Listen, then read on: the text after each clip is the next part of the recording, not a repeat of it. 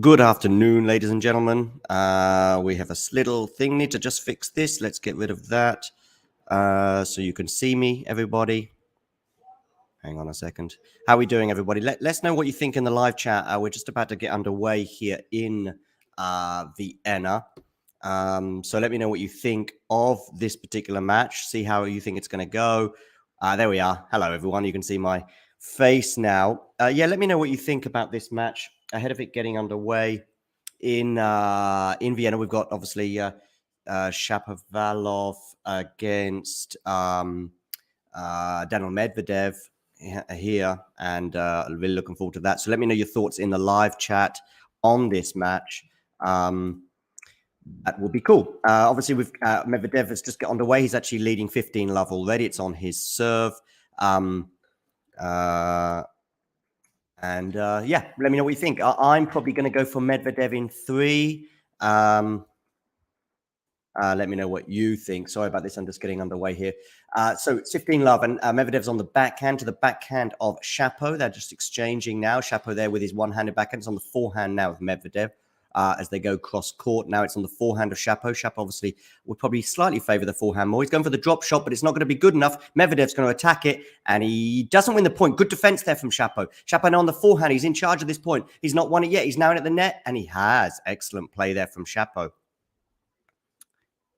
15 all.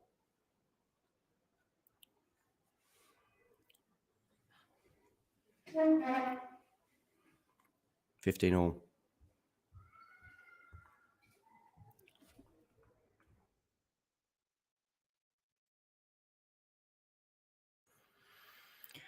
Nice to see you on board today, Ghosty, by the way. I think Medvedev has a mental advantage, let's say 3 sets. If the Spanish streams are an indication, Spanish want to see a Felix final. Medi obviously playing in one country and Felix in another, so don't know quite how that would work out there. That would have to be a hell of a rally between the two cities, I would suggest. Anyway, make sure you hit that like button and make sure you subscribe to the channel if you're new. We've got lots of interesting things. I'll be interviewing Simon Graf tomorrow who's a Swiss journalist. I'm going to be talking to him about Stan Wawrinka. We will just have a quick touch upon Roger Federer as well, because it's obviously been a month since his retirement, but Simon has written a book, co-written it with Simon Chambers. I'm also going to be interviewing Simon Chambers in the next couple of weeks, specifically about that book. But Simon Graf and I are going to tomorrow speak about Stan Wawrinka. We're going to go live, I think, at 11 a.m. Central European time. So that's something to look forward to. Make sure you hit that notification button so that way you don't miss out on any of our live streams. And make sure you subscribe to the channel. And don't forget, you've got just over 24 hours to get yourself a chance of winning a US Open hat. Anyway, back to today. 30-15 on the Medvedev serve as Medvedev goes for a backhand down the line, but it's gone wide. So it's 30 all.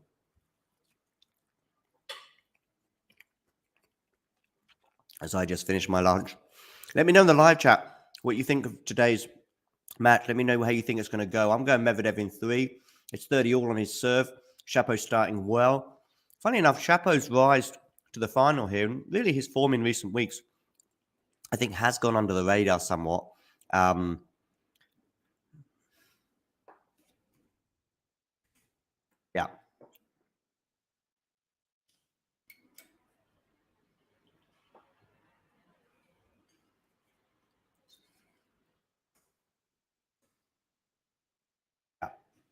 So 30 all. Backhand now. Forehand. He's going for the drop shot again. Shapovalov. Is that going to be a tactic today? If it is, it's not working because it's 40-30 Medvedev.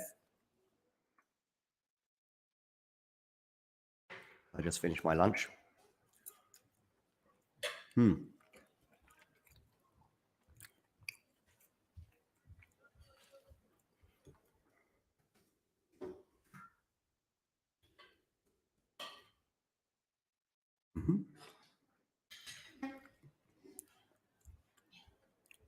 Terrible Spanish there, Ghosty. I'm not sure what you're referring to there. But anyway, 40-30 on the Medvedev serve.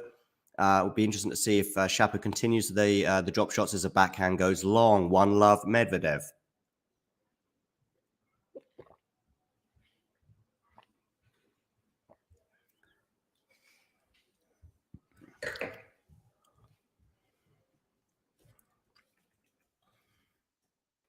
I love Medvedev. Let's fix that little score line there. Your lunch is a Bloody Mary. No, it's a carrot and orange juice, which I've just finished. What are you having for lunch or breakfast? Where are you, Ghosty, by the way? I know you're in the US, but not sure which part of the US you are in. So let me know. I guess it's breakfast time where you are.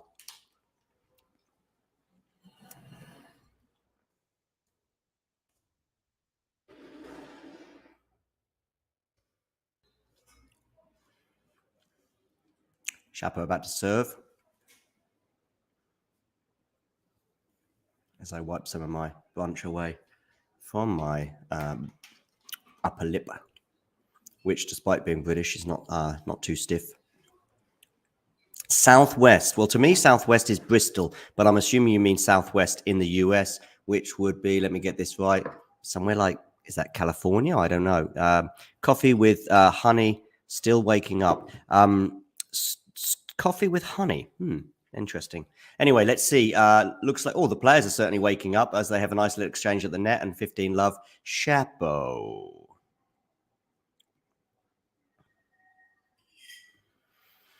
Let's get that nice little band up there for you so you can see that Medvedev is leading 1 love, albeit on serve. And now I have my coffee. Do I have a spoon to stir the sweetener I put in? Maybe I do, maybe I don't know. It's a very hot coffee. Not with honey. I've gone for a sweetener. I prefer personally brown sugar, but I don't have any brown sugar. American Southwest, yes, I guess that. Is that California to me? I mean, I'm more familiar with states than this sort of terminology, but Southwest to me suggests California. I can't think of anybody else that could be. 15 all on the Chapo serve. He's going to have to serve well today if he is going to have a chance of winning, I would suggest. Of course, we've also got Felix. Hi there, Diggs, by the way. Nice to have you on board. Diggsy, if you are new to the channel, make sure you hit that subscribe button. We're almost at 400 subscribers, which isn't too bad, bearing in mind we've been going less than 3 months. It's currently 15:30 on the Chapo serve. I will be obviously covering the other match, which is taking place in Basel. That's not due to get underway for a little bit under an hour, though. So let's see how that pans out. That's a good serve, is that? No, it's gone long there from Chapo. Still 15:30. Second serve now for Medvedev to look at here.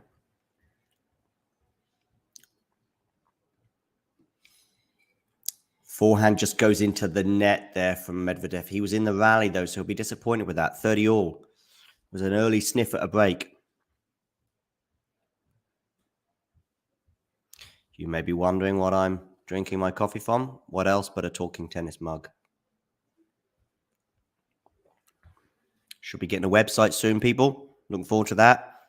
And some merchandise as well, hopefully in the next few weeks. Let's see if we can get that merchandise up and running before Christmas. Make an excellent Christmas present, no? For the cousin you don't really like, or the auntie, or whoever.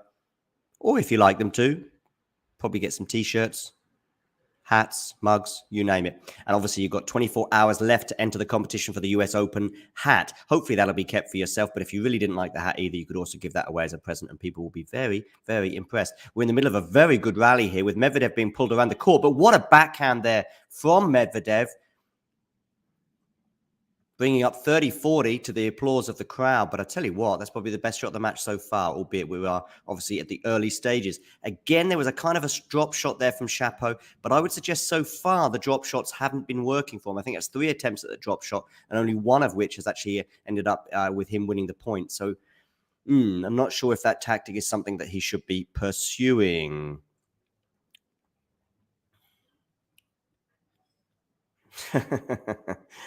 Yeah. You like the turquoise? Yeah. It's sort of a turquoisey green. I think it's sort of a branding thing, ghosty. On the forehand of Medvedev here, looking to break. It's obviously a break point right now, Medvedev, and that'll be an early advantage for him. Backhand now, Medvedev goes down the line. Forehand now, Medvedev just gets over the net. Low bouncing there. Obviously, it's a fairly flat shot. We're on the backhand right now. Now on the forehand of Chapo as he goes fairly big. Good defense, though, from Medi. Forehand down the line. Excellent shot, bringing up the fist pump from Chapo, meaning deuce.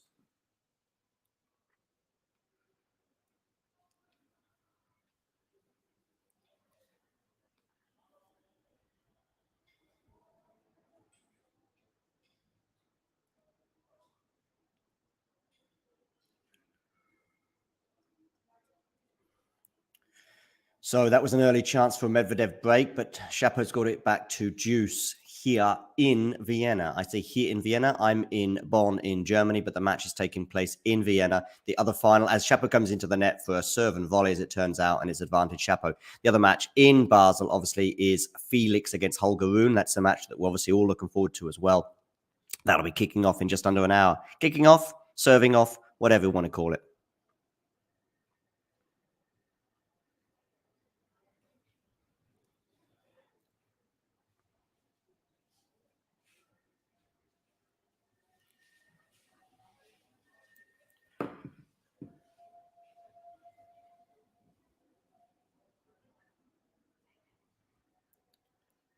Oh, what a good backhand winner down the line. Medvedev pulling out all the stops today. I mean, did anyone see that, by the way, that backhand cross-court that he did yesterday? That was an excellent cross-court shot he did yesterday to win 1 point. It was just unbelievable. Even Medvedev, I think, surprised himself. And that's a pretty nifty. He really is racing around the court today, bringing it back to deuce with an excellent backhand winner down the line. Medvedev is back, having had a fairly off-color 12 months, I would suggest, or 9 months since Australia. The last few weeks have been much, much better for him. Good serve, though, there from Chapo, meaning advantage to the Canadian.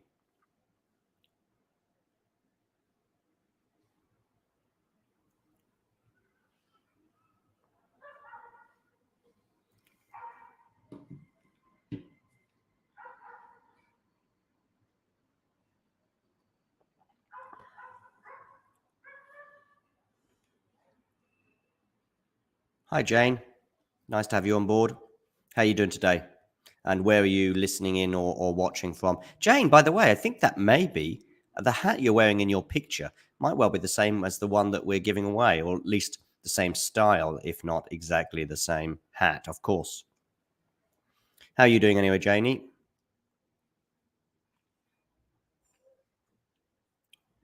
Good question here for Jack. I'll try and pass it on. If he's not actually watching right now, he's having a well-earned rest. I know this morning, I think he may well have been coaching. So I'll see if he can get that message to him anyway. I'd like to ask Jack if he thinks Medvedev's backhand can compete with Joker's. I think he'll probably be in agreement with me right now, which is that Medvedev's backhand is very different. I mean, his backhand really seems to excel in terms of consistency, but B, in the last few days, really when he's approaching the net and he's just getting some unbelievable amounts of purchase on his backhand. I would suggest those are the moments. But I think overall, you've obviously got to favour Joker, especially on the return of serve. I don't think Medvedev's backhand return of serve is anywhere near that level. Yeah, it could be right, Jane. Obviously, it's 1-1. I need to correct my scoreline. But I think we've had a pretty good 7 days in men's tennis. I mean, listen, we all love to see players like Nadal and Djokovic, but it's been really, really interesting to see how the rest of the world, if you like, are prepping up to try and compete with those two as we approach the final couple of tournaments. Obviously, in Paris, I think now that obviously Nadal is back and Djokovic obviously had a week or two off, really will be interesting to see. The levels that we've been seeing seem to be very, very, very, very, very high. But then we've seen this so many times throughout the years that we see all this during various moments in the year. And then suddenly, when the big 2 or 3 do return, suddenly their level either drops or it's the pressure or just simply they're able to produce this level when they're not playing some of the greatest players of all time. And suddenly when they end up coming up against Rafa and in particular Novak indoors, they're just a level behind. But what we have seen, I would say, from New York until now is the performances of Carlos, of Felix, of Medvedev, to a lesser extent Chapo, has suggested that we are in for a couple of blockbuster tournaments on the ATP side. Yes, I did ghost it. It was an unbelievable return, bringing up 2 break points for the Canadian. This is the third with this. These are the extra break points we've had in the match so far, because obviously Medvedev had one of his own in the first game. I need to fix this banner, by the way, because it's now 1-1. Anyway, we're on the forehand here of Medvedev. Is he facing 2 break points? That's a good depth there from Shapo. Shapo's forehand really firing today. Comes into the net. Is that a volleyed winner? It is. And Shapo breaks to lead 2-1. Well, that kind of breaker serve kind of came from nowhere. I thought Medvedev was fairly comfortable in his first game. But now Shapo, with a break, leads 2-1. Nice work, Shapo. As we have a little changeover. Let's have a quick look at some of your comments there. Mehdi looks annoyed, quite possibly. He'll be disappointed to lose his serve so early on, I would imagine.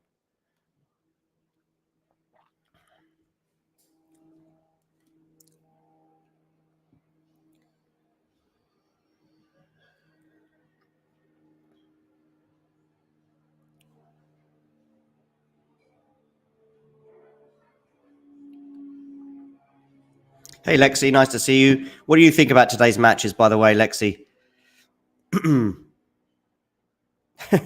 Saying hello to Jane. Make sure you hit that like button. I know you're here to stop by and give us a bit of love. By the way, is it okay if I say happy birthday to you here on the show from a day or two ago? Where are you watching from, Lexi? Are you in Norway? Yeah, very good. Very good start for Shapo. Obviously, with that break of serve. Talking tennis mug. Should really have this going across the screen somehow.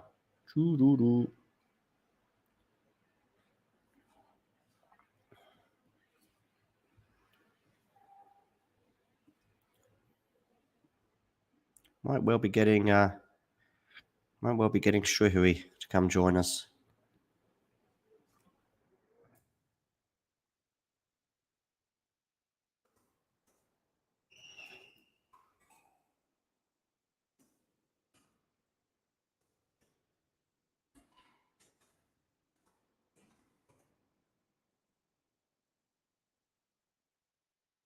Send you a link, Shrihuri, if you are on board watching, by the way. Just sent you a link on Twitter to come and join us for a little bit of this Medvedev-Shapo match.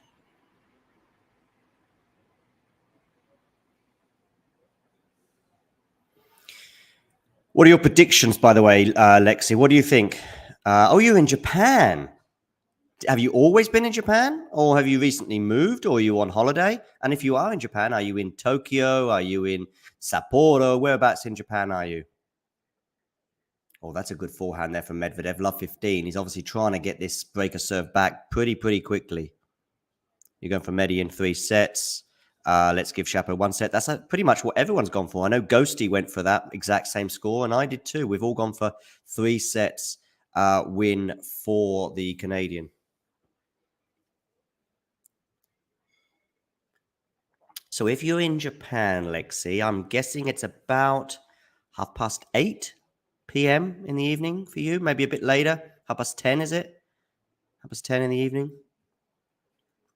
Oh, okay. You've been there. You're just on holiday, I guess, in Tokyo. Nice. Heading back to Norway tomorrow. Looks like some nice dialogue going on between Ghosty and Shapo. I have been to Japan too, Ghosty. I was there for the World Cup in 2002. I visited Sapporo. I watched England play Argentina, and I watched 3 other matches in Tokyo. And I also saw a match in a place called Ibaraki, which is about 4 hours outside of Tokyo, as Shapo goes for the drop shot. And this time, it doesn't even make it over the net. I think that's now 4 or 5 efforts at the drop shot from Shapo. Only one has resulted in winning the point. Really, you've got to be getting more than 20 to 25%. You're in charge of the point when you're going for the drop shot. So really, you've got to be winning more than 20% of those.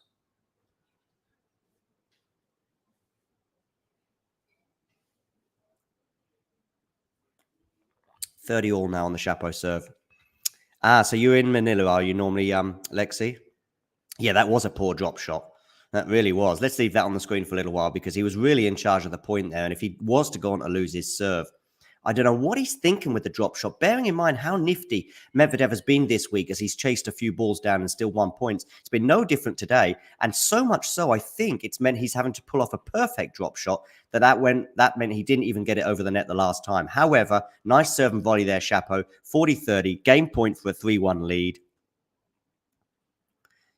So you cover the region. You're flying around a lot there, Lexi. You cover the whole of the Asia-Pacific region, which is pretty sizable. I guess you don't get too much tennis, though, live tennis in that part of the world. I know, obviously, we've got a tournament in Seoul. Any other tournaments currently in that part of the world? Obviously, WTA currently not playing in China. So, and Chapo brings up 3-1. Nice 1-2 there to win that 3-1.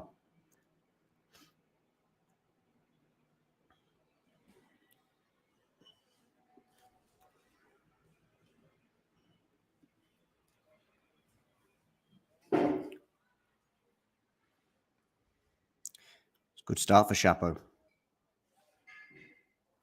Anyone supporting Chapo today, by the way? Any love for the Canadian? Good serve there from Medi. Down the tee. 15 love.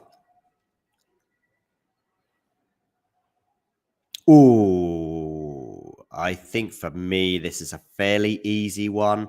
In that, I think it's Rafa. Rafa, chasing balls down, dinking them over. I mean, I think Carlos may well give him a run for the money, but we'll have to assess that a little bit later on in Carlos's career.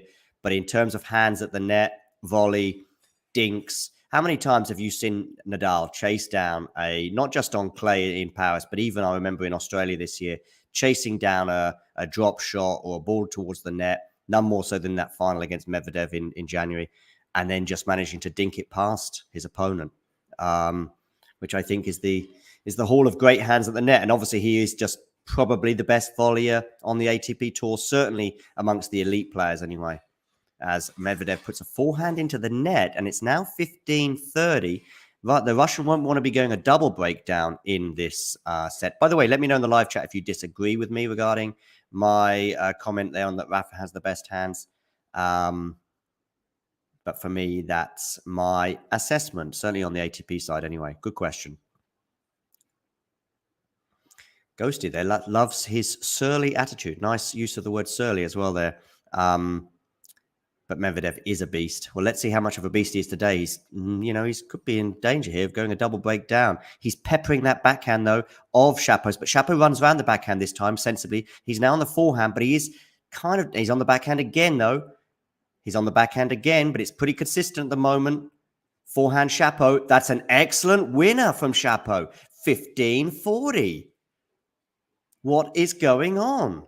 Consistent Chapo, even on the backhand side. How many times was he getting close to or hitting that baseline with those backhands? Look at this one, bouncing right at the tip of the line there, catching Medvedev maybe a little bit by surprise, and then an excellent forehand winner.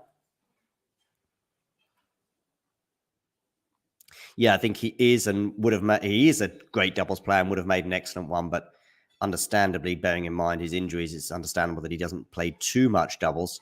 I think I only remember 2 matches this year in doubles, one of which, of course, was the Laver Cup, and the other one I think he played in Melbourne just before the tournament began. He played a doubles match there, which I think he did actually win that doubles match. I think that's it for him for the year.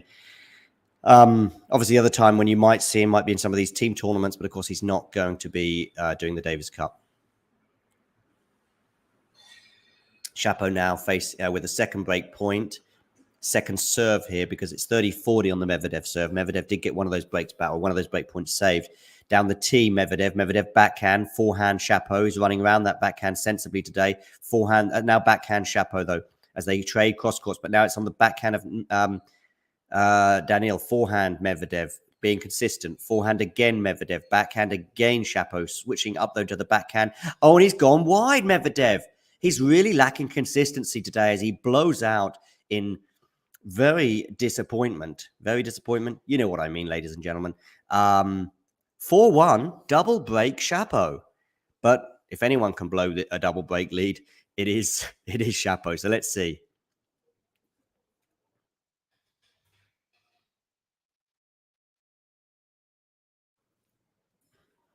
Gonna have a little bit of coffee. Let us know, by the way, people, where you are tuning in from.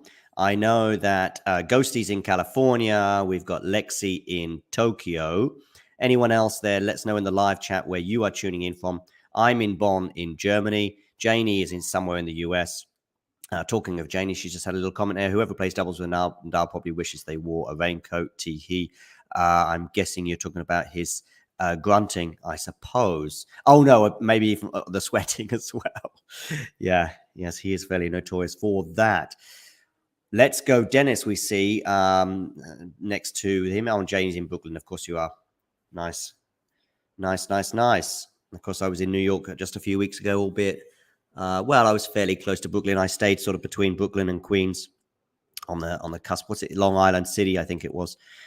Between the two, one of your favorite WTA players there, Ghosty, Roberta Vinci, had late career single success after many years in doubles. Is Nadal the sweatiest player on tour?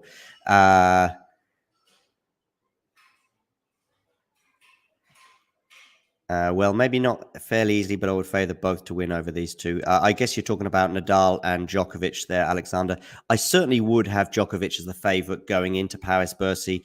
Particularly, I think he's got a fairly nice beginning to his tournament. I think his first meeting will be a very winnable match. But yeah, I think we've got right now going into that tournament, I would probably have Djokovic as the favourite, Felix second. And then who knows from there onwards? I think it really could be any one of a number of players, including some of the four players in action today. You know, these are probably the four best players in form right now, aside from Djokovic, Shapo, Medi, Felix, and Holger Rune. In fact, one of Felix or Holger Rune is about to win their third tournament in a row. So I suggest those four players, along with maybe Rafa, would be in the sort of third tier, if you like, of favourites going into Paris. I may well be missing someone. Of course, I think you'd have to have Alcaraz in there somewhere, probably in and amongst the players I've just mentioned as well. Oh, I see. Okay, Alexander. Yeah, so you'd favour Rune and Felix. I certainly would have Felix, but I'm not sure about Holger against Medvedev or Shapo. How do you see that match panning out, by the way?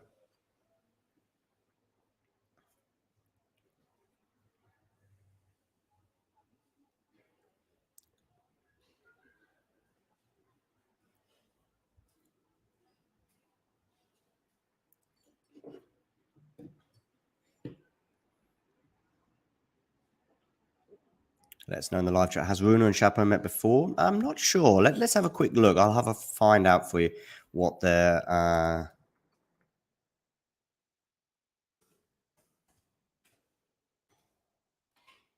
They have met. Certainly not on the ATP tour. Oh, they have once. Rune won. They met once before. Holger Rune won. On clay this year, of course, yeah. In Paris in the first round, Rune beat Shapo.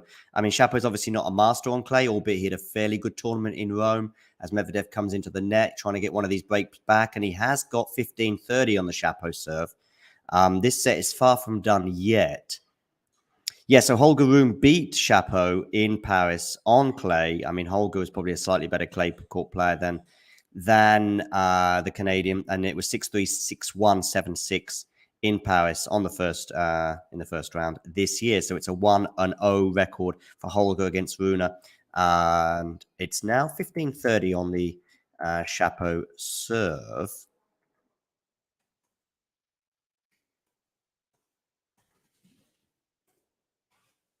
Of head-to-heads, Medvedev currently leads 3-2 for this head-to-head between these two players today, but it could well be 3-3 by the end of the day. Let's see how this pans out. It's 30-3, by the way, now on the Shapo serve. But regarding the head-to-head between these two players, it's 3-2. But interestingly, they've only ever met on hard courts, so that also gives us some indication.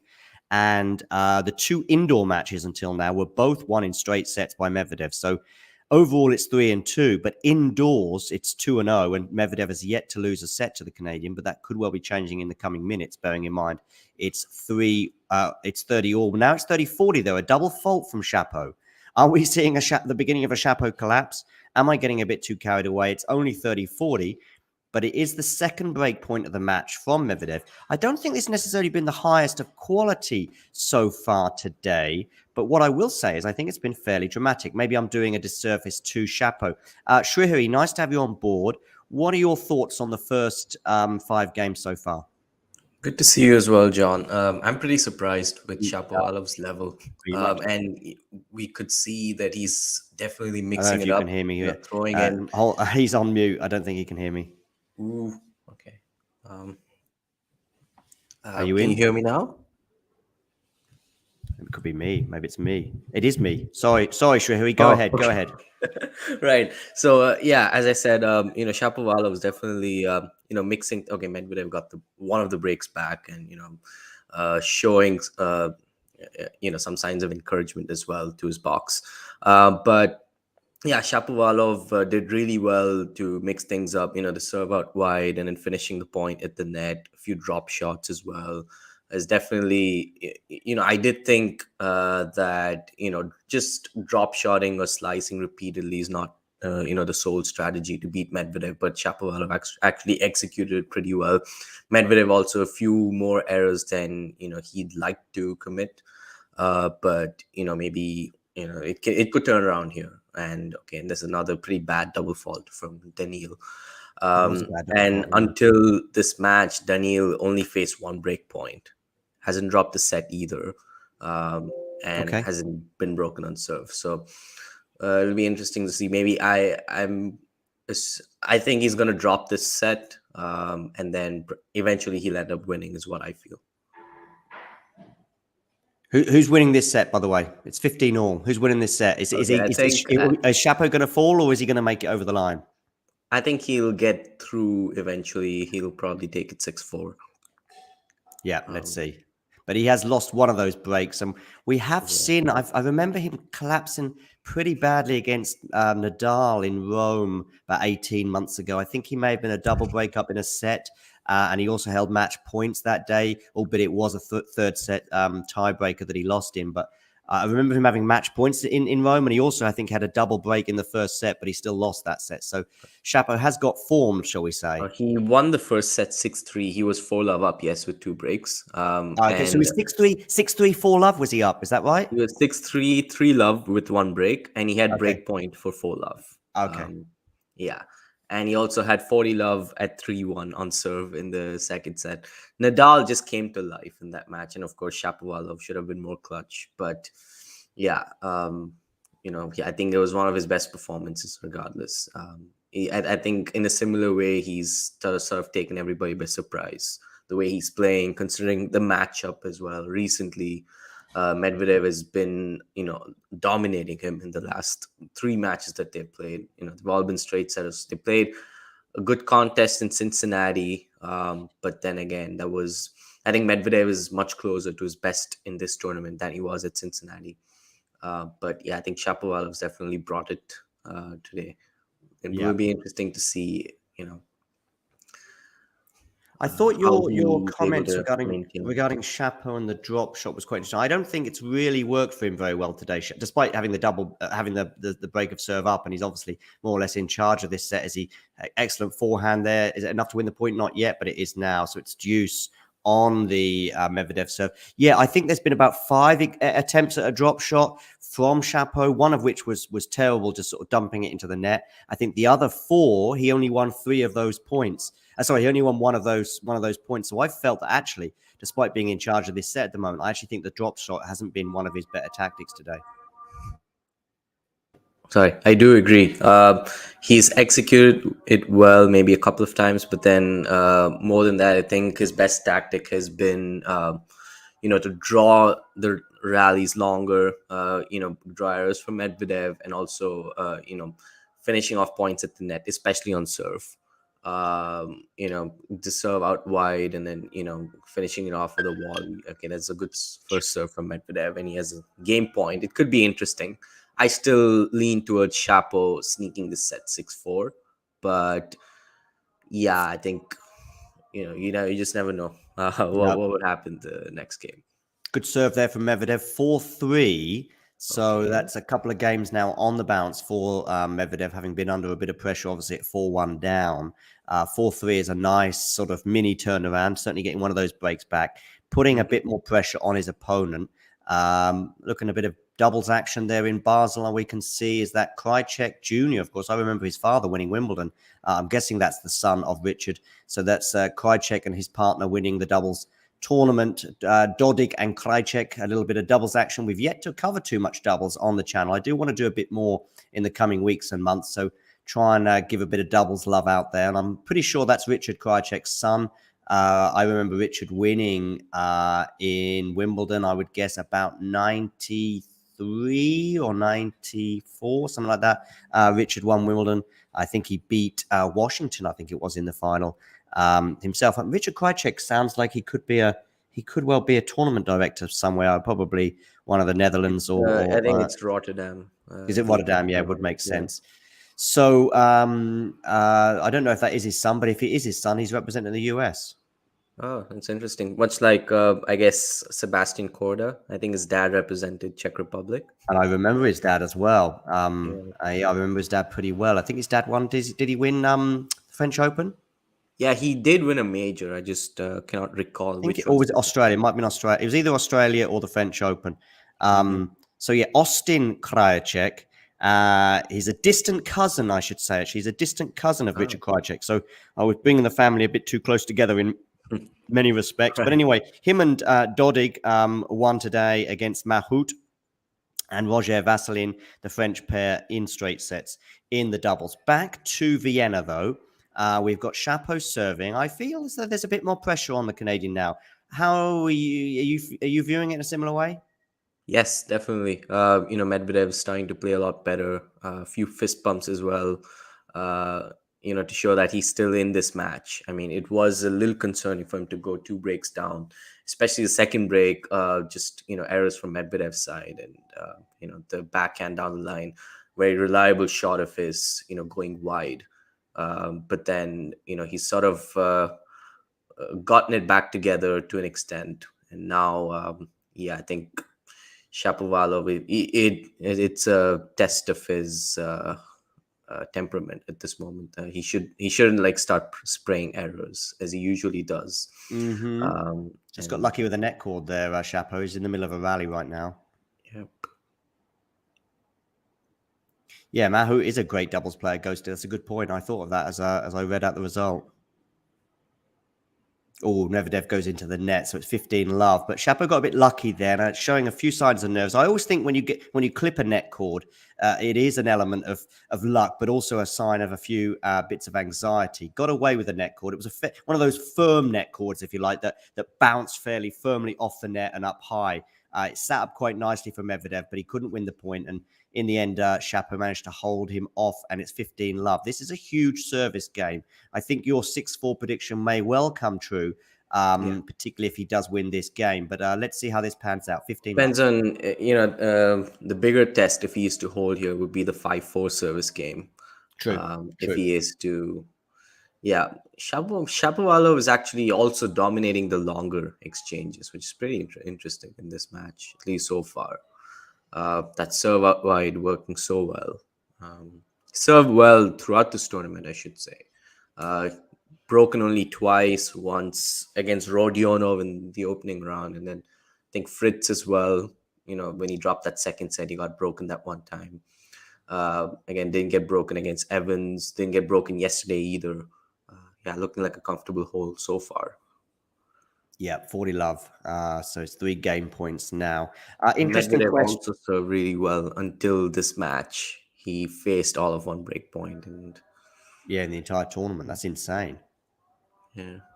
He's just gone wide, is he? With that? No, he's not. He's hit the line there. It's good backhand there from Medi. Medi comes into the net with a poor backhand volley, though, and it gifts the game to Shapovalov. It wasn't the easiest of backhand volleys, but you'd expect one of the best players in the world to make it. And it's 5-3 now to the Canadian.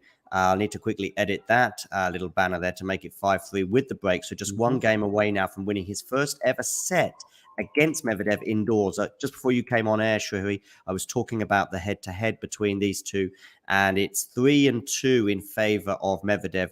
But the 2 indoor matches that they've played, Okay, one of them was at the Laver Cup last year. Make of that what you will. But the other one was in Tokyo in 2018. So it's a while, I guess, I between think those two Tokyo is matches. outdoors, if I'm not wrong. Sorry, say again? I think Tokyo is outdoors. According to the ATP website, 2018 Tokyo indoor hard. 2018 was, oh, okay. All right. Makes sense. I remember 2019 being outdoors. Djokovic played Japanese players, I think, back to back, or he played Okay. one of them. I think it was Ooh, Go good Soeda. forehand winner there, Mehdi. Yeah, sorry. Yeah, that's right. And of course, the Olympics was outdoors as well. But Right. it seems like the 2018 tournament was an indoor one. And interestingly, Medvedev has won the last 3 matches in a row, all on hard, 2 indoor, 1 outdoor, and without dropping a set. So it's actually 4 years since he lost even a set to Shapo. Yeah, I think it was at Washington where That's right. Shapo won from a set down, if I'm not Yeah, mistaken. he did. Yeah, Shapo's 2 wins have both been in 3 sets. Funny enough, obviously best of 3 and also over 3, so going the distance. Whereas Mehdi's wins have all come in straight sets. But if Mehdi is to win today, oh, that's a poor backhand there from Shapo. That time him gifting Medvedev the game. That game was over and done within no Yeah, I time. don't know what he was trying 5-4. there. No, I'm not a drop sure. shot would have worked. It may well have done. May well have done. Drop on a drop. Yeah, Right. may well have done. 5-4. Let's see. This is interesting.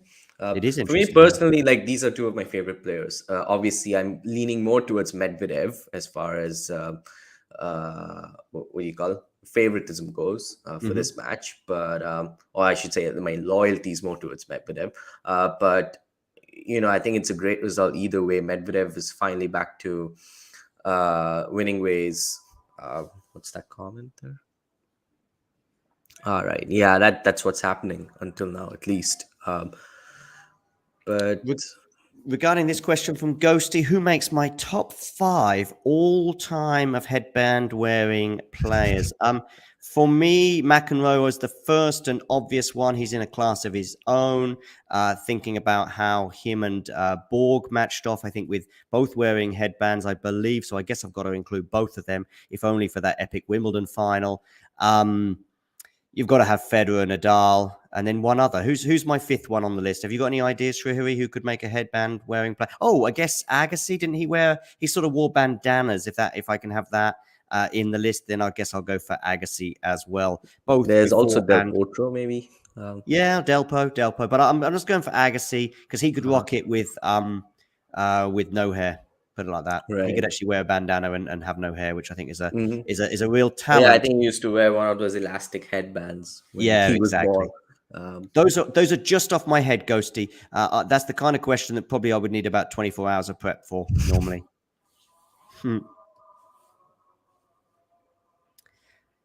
Okay, 5-4. Big service game here, as Srihari was rightly pointing out. Now it's crunch time. How's your nerve, Shapo? Can you get your first set in 4 years against Medvedev? 5-4. Going down the tee, clips the line, it would seem. That was an excellent ace. Or as they say in German, ass. It's true. And in fact, you'll see it pop up. You'll see ass. Yeah. It's really funny when they say... It's really funny, the translation in German as well, or the words in German for a good ace is schönes Ass, so which also means beautiful ace. But it sounds really unusual when you think about it in English because of the word ass. Anyway, 15 love, Shapo. He won't be worried about the unusualness of the German language as he tries to see out this set, particularly as he's now brought up. Is that a 30 love lead he's got, or did he go long there? He did go long, 15 all. I cannot think of a set, at least in recent times, that Shapo was lost from 2 breaks up. No. He has lost sets that he should have won. He's won sets from 2 breaks down. Most recent one being the one against Tommy Paul in Cincinnati.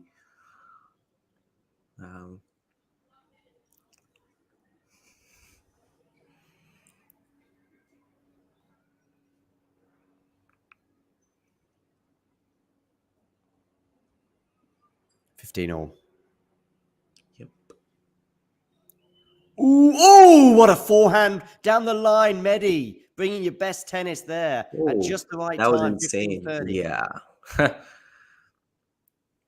And there's that racket gesture I really like from him.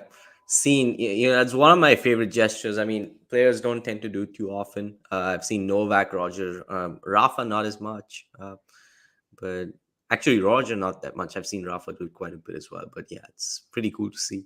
I think 15-30, Rafa's more of okay, a fifth pumper, isn't interesting. he, really? Good serve there, Chapo.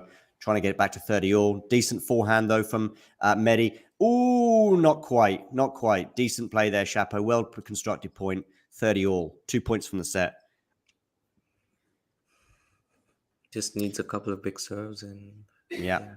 If you are joining us today, make sure you hit that like button. Thanks for joining us as well. I have no idea how many likes we are on, but Shrihari and I really appreciate you stopping by. How was yesterday's match, by the way? I didn't really catch any of it, Shrihari. Medvedev's, he was excellent. No, Dimitrov. I'm thinking actually Felix, actually, but Felix against Carlos. Oh, okay, yeah. Either way, yeah. Felix was just unbelievable. I don't want to use this word, but he pretty much harassed Alcaraz yesterday. And Carlos definitely not anywhere near his best. I think in large part because of the kind of tennis Felix was bringing. Oh, bad miss. Set point for Shapovalov. And yeah, Felix, the indoors, he returns so well. He takes the ball super early. Even the backhand open stance out wide.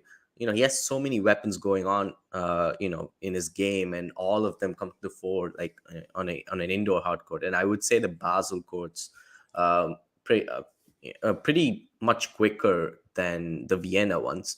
And that's just and the matchup too. Usually favors Felix, at least from their last two meetings. Okay, sure. The first one was a retirement for Carlos. He didn't really was. Juice. Bad miss. Saving one set point there. I thought that serve was actually wide, but it did clip the line. But yeah, Felix played really well. Carlos, he had just one break point, and that was in the final game. After Felix had a match point. And then there was a break point, but then quickly raised by Felix, and then he just consolidated, and it was game over. I think the first set was sort of flattering scoreline wise for Alcaraz. 6-3 was. It's. I think it should have been more one-sided than that. Oh, wow. Probably 6-2 or 6-1. Yeah, so I think very one-sided contest there. And Felix, a player to watch out for big time. Definitely. I think, is he second favorite going into Paris, would you say? Second, I would still favor Medvedev. That's slightly bit more over him. Just because of the head-to-head. But he can definitely beat Daniil. I wouldn't be surprised if he does. Yeah. It's a long rally. This is a long rally. Good forehand winner in the end, though, from Chapo. Excellent rally there from both players, to be fair. Some good deep shots from Medvedev. He's very capable of those. At least one seemed to hit the line. But in the end, Chapo won the point, and he's got his second set point. Yep.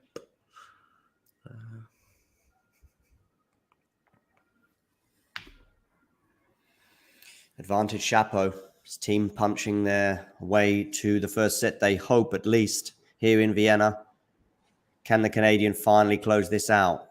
He's been made to work, though, by Medvedev, to be fair, after having had a double break lead. Set point Chapo on the first serve. Can he get the first serve in? No, he can't. He goes long and wide, I believe, with that serve. So it's going to be a second serve, 48 minutes here into the action. Backhand from Medvedev.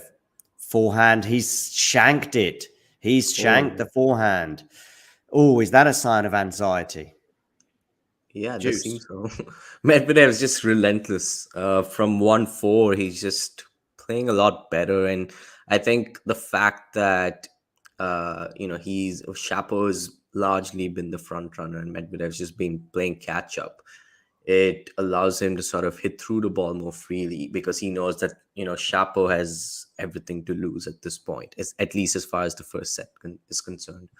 Yeah, coming back to Felix, I would definitely, if he does win, say, Bercy, I would put him as the second favorite for Turin, even. Oh, bad miss from Medvedev. Yeah, advantage Chapo, set point again. Yeah.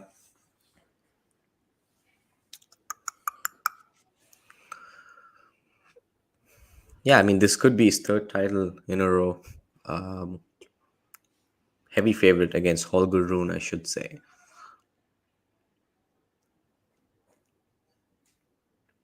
Set point.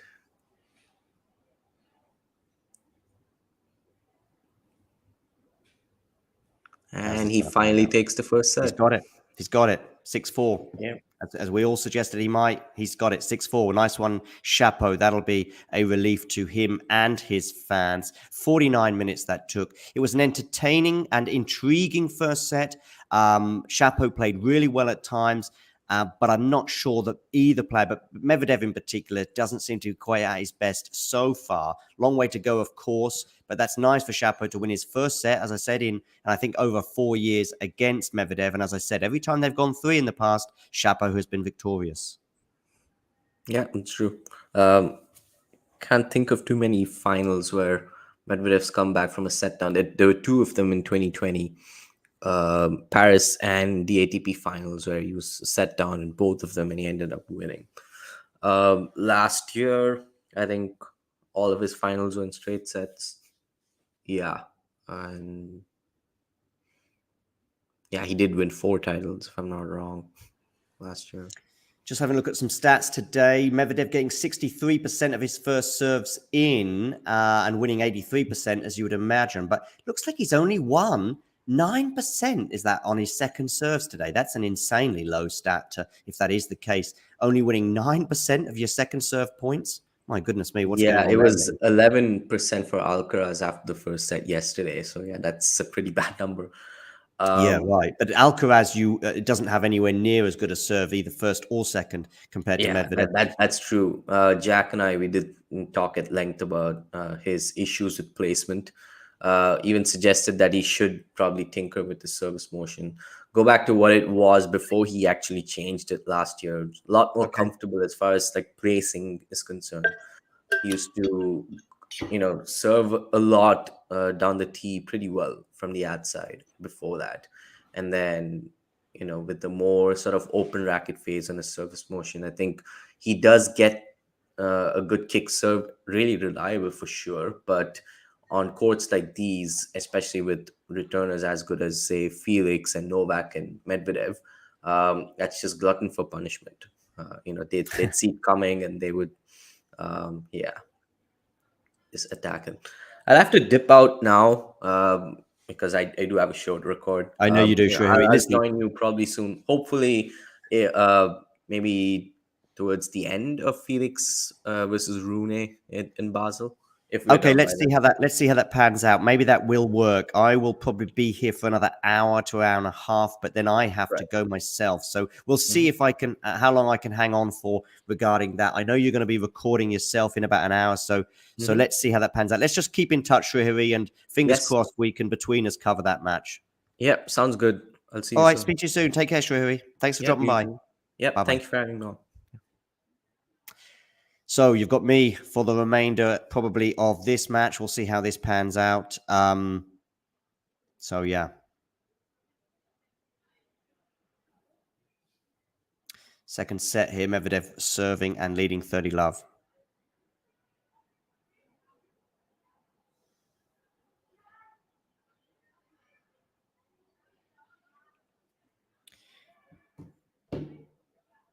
Nice little bit of love there for Srihari. He's done a great job for the channel over the last few days in particular, but really over the last few months, as have many of our contributors. Really looking forward to having some of those back on board again very soon as well.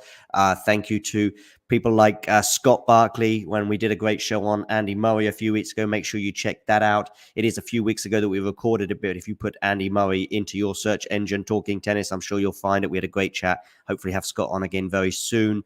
People like Nick Carter as well. We'll be looking forward to having him on. I'm sure he's got a lot to say regarding the WTA finals, of course, coming up over the coming 7 days, as well as Paris-Bercy. That's exciting. That gets underway this evening, of course. I think we've got, is it Pegula against Sakari tonight? Let me just have a quick look at the opening events there in Texas. Is it Pegula-Sakari, the first match on tonight? I'm not sure. But WTA finals anyway, obviously the 8 best players in the world this year in action in the coming days. That's really exciting. Kokogov, of course, will be there too, along with Iga, along with Sabalenka, and many more. That's something to look forward to. Other people as well. Hopefully we'll have Jamie Dubon again on soon. Really looking forward to him. And tomorrow, of course, as I said to you, we should be going live about 11 a.m. Central European time. I've got an interview with Simon Graf. We're going to be talking about Stan Wawrinka predominantly. Stan obviously having a pretty good week in Basel. Probably a little bit disappointed he couldn't quite make the semi-finals there, but certainly a return to form of sorts for the Swiss. And Simon Graf, being a Swiss journalist, will be offering his views on Stan's week in Basel, but also Stan's career as a whole and where he's at right now. Simon has also co-written with another Simon, Simon Chambers, a book about Roger Federer, which I believe comes out tomorrow in most good bookstores. And I'm sure Simon Graf and I will be touching on that as we talk about Stan as well. And I'm also going to be having Simon Chambers on the show in the next week or two to talk about his book and Federer as a whole. Hopefully you can keep up with all the Simons as well as talking tennis. And you can keep up by clicking that subscribe button and hitting the notification button, wherever that is, and make sure you like the channel too. Also, in November and December, we're going to be having a series of shows on matches of the year. So hopefully we'll be talking to some experts about that. Certainly, I think we'll be doing Medvedev Nadal from Australia. Obviously, that was one of the highlights of the year in terms of drama, etc., that we had down in Melbourne. The miracle in Melbourne, as Mark Petchey, I remember calling it. We'll be doing that for sure. And what else are we going to be doing? Oh, well, obviously other match reviews. Probably going to do one on Serena's match against Tomljanovic. That was an epic, of course. Was that the last match of Serena's career? Who knows? Serena has given some hits that she might not be just done with tennis yet, but let's see how that pans out. Other matches of the year, of course, how can we forget the Sinner-Alcaraz match in New York? Just insane. As I can just see in the corner of my screen, Felix getting ready to take the court in Basel. Can he win his third tournament back-to-back? And I believe his fourth tournament overall for the year and even for his career. I think he'd won. I think he'd lost pretty much all his finals. I think it was 7 or 8 in a row until he finally got over that hill in Antwerp in February. And now he's looking to win his fourth tournament of the year and his third back-to-back, which will be an insane run for the Canadian. But will he run out of steam? And if he does, I'm sure Holger will be taking advantage. But anyway, they're just coming to take the court now in Basel. Back to Vienna. Medvedev is 1-love up. So it's going with serve right now. Ghosty doesn't like Rublev, really. Didn't know that. Anyway, 1-love Medvedev at the moment. Chapo on serve and leading 30-15.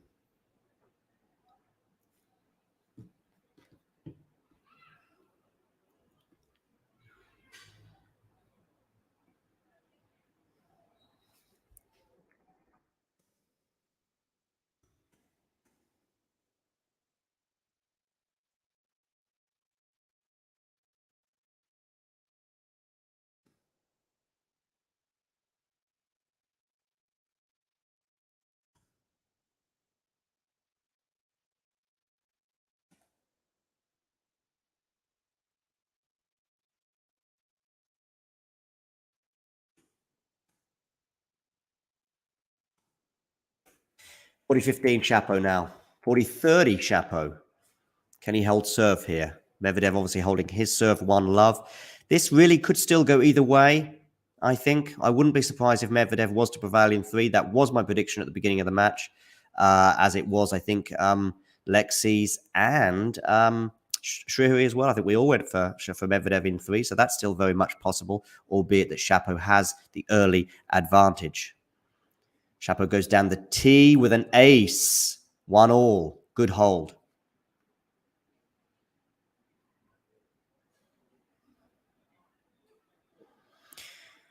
Let me know your thoughts in the live chat, either on either of the 2 tournaments that we've had this week, some of your players, some of your favorite players. Also, let me know what you think about the upcoming tournament in Paris, Bercy, and the WTA finals getting underway, obviously, later on this evening in Texas. That is exciting. Can anybody stop Iga? Can anyone stop Iga? And if so, how? Is it Pegula? Pegula's great against everyone except for Iga. Is that going to be a problem? What are the conditions going to be like there as well? That'll be interesting too. as Medvedev goes long on the backhand. Love 15. Won't want to be losing his serve this early on.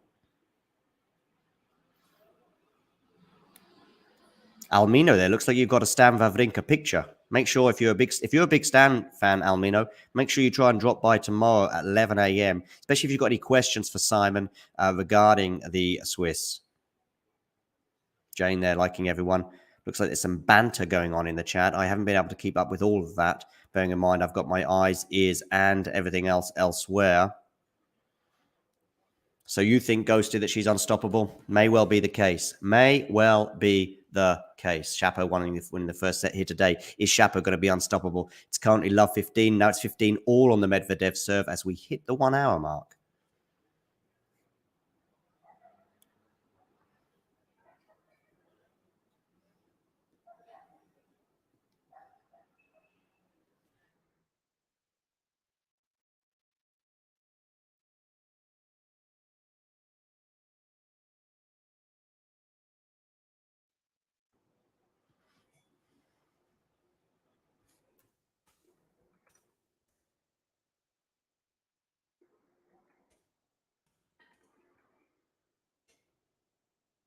$15.30 now on the Medvedev serve.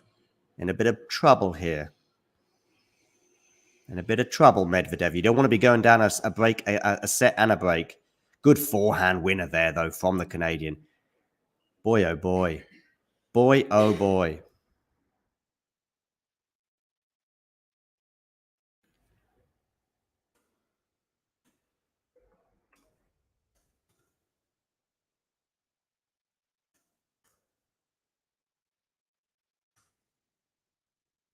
Being 30 Medvedev on his serve, though. How's this point going to pan out? 30 all. Big point that was for Medi, but he's going to want to win these next two as well.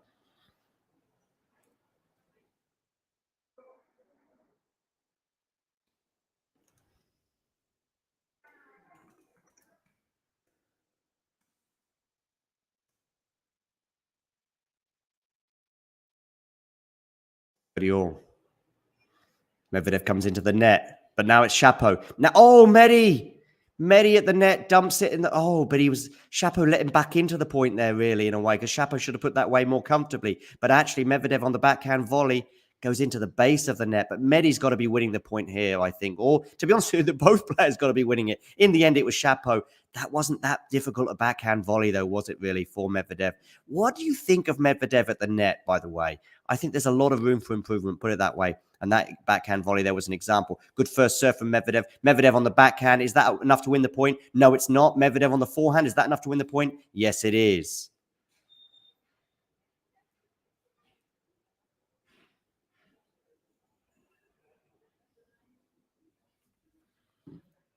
Deuce.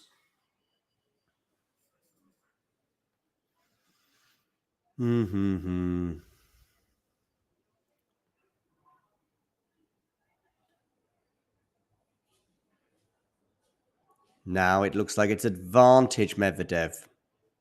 Game point for the Russian. Yeah, Almino, I do think he is all good at the net. He is. Are you a fan of Shapo in general? Yeah, largely, I would say. I mean, he's a very aggressive player in terms of his style of play, and I think that's to be applauded, really, for any player. It's an excellent forehand winner there from Medvedev. Must have just clipped the line, so it's 2-1 now to Medvedev. Anyway, back to Shapo. Am I a fan in general? Yeah, I think so. Like I said, I think most of us tend to prefer the players that really go for their shots, and you can never accuse him of not going for his shots. Of course, he is very much a confidence player as a result, and that can be wayward. If I was a huge fan, would I be disappointed with his performance in the fifth set against Rafa in January in Australia? Absolutely, because I think that match there was for there to be won, and bearing in mind how the tournament panned out, who knows how far Shapo could have gone. And I think that would frustrate me. I think it would be very useful if he could get his coaching situation stable, if you like. I remember him having a partnership, I think it was with Jamie Delgado for a few months at the beginning of the year. I thought that may well be working for him, but I think that's now not happening anymore. But listen, Shapo's there. Will Shapo win a slam? Yes, I think he will. Do most players win slams? No, they don't. So, but there's potential. and who knows how far he can go. But of course, the bar keeps getting raised, whether it be Carlos in New York or perhaps Felix right now. The bar is continuously being raised by these unbelievably talented players. But yeah, do I see Shapo winning a slam one day? Yes, I do. Is that going to be enough for him and for his career? Don't know. Could I be wrong? Absolutely. Medvedev is 6'6". Which tall guys are good at the net? Is that a thing? Do you think? Maybe you're right. Maybe you're right that players such as Rafa, who I think is about 6 foot, Tim Henman was a similar height. He springs to mind as being someone excellent at the net. But then there were other players who were a bit taller, such as Becker and Edberg. They were insanely good at the net.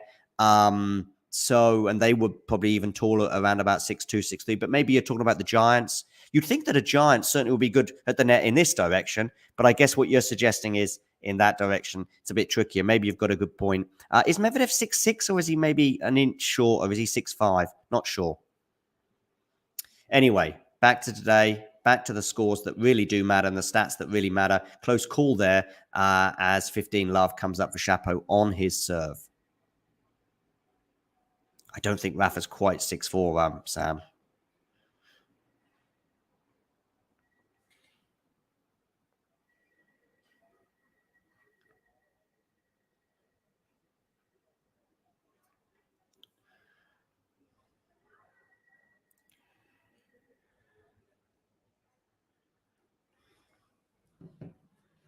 Hubie? Yeah, maybe. What do you think about that suggestion, Ghosty?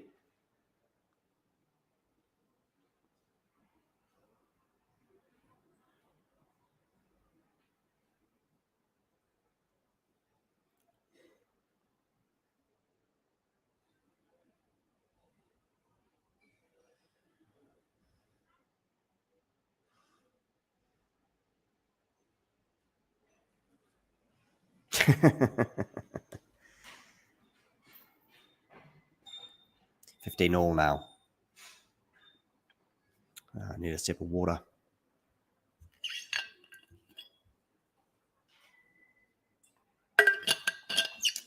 $15.30, sorry. Shapo under a little bit of pressure here. 15.30 on the Shapo serve. Medvedev would love to get a break right now.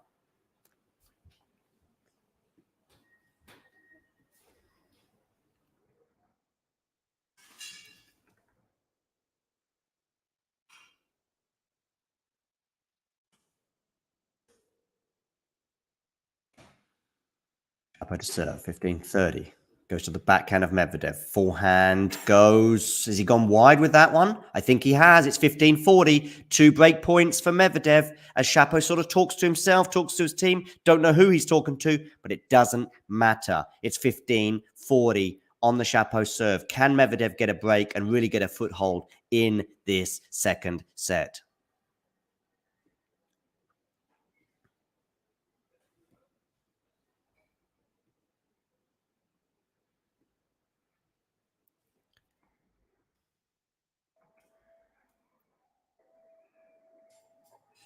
Smash for him that's a good one there. Smash there from Shapo, 30-40.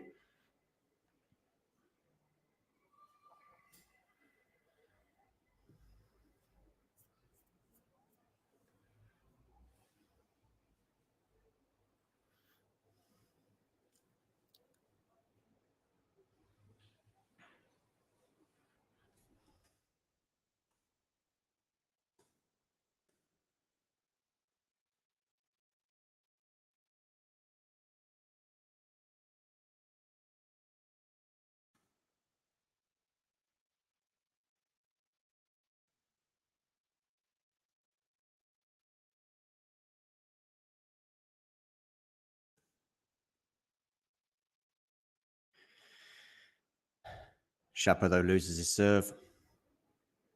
Loses his serve. Medvedev breaks. Boom. What do we think now? What are we thinking? What are we thinking there? Shapo there complaining about the bounce. He's suggesting there was an unusual bounce on the court.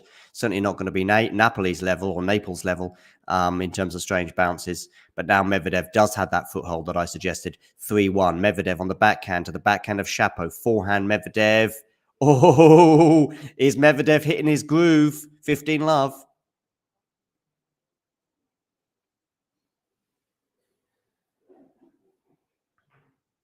Clips the line, hits the groove, hits the line, and hits 15 love.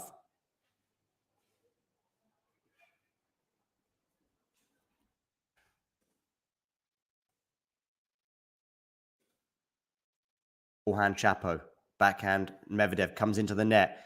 Doesn't do too badly with that volley. Oh, Shapo gets lucky with a net cord and passes Medvedev 15 all.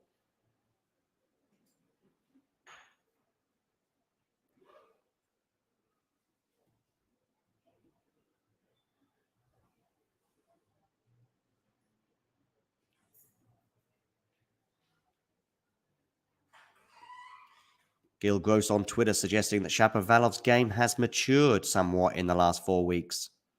Fist pump there for Medvedev, though, 30-15. Gil Gross tweeting that, by the way, 20 minutes ago before he lost his serve.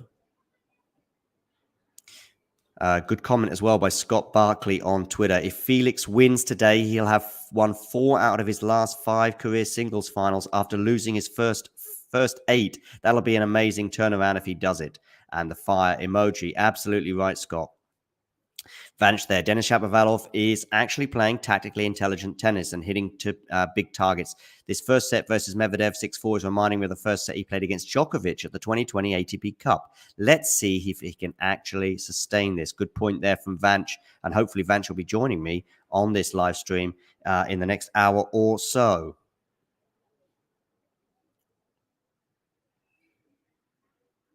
40-30 there, Medvedev, as he looks to seize the advantage and consolidate the break by taking a 4-1 lead. He's got a game point now. Can he get it? And he goes slightly wide with that serve. So it's 40-30, second serve, Medvedev.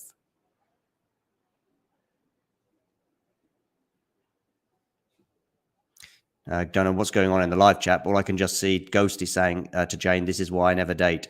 No idea what's going on.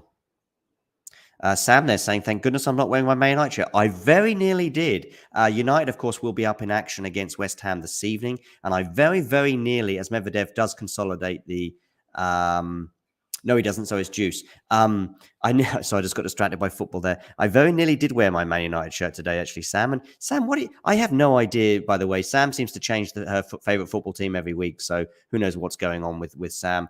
And her footballing love, because she also changes her hometown every week as well. Once she said, oh, I live in Birmingham, not London. Then the next week she was living in London. So who knows where Sam is at these days. And I don't know what your favourite team is, by the way.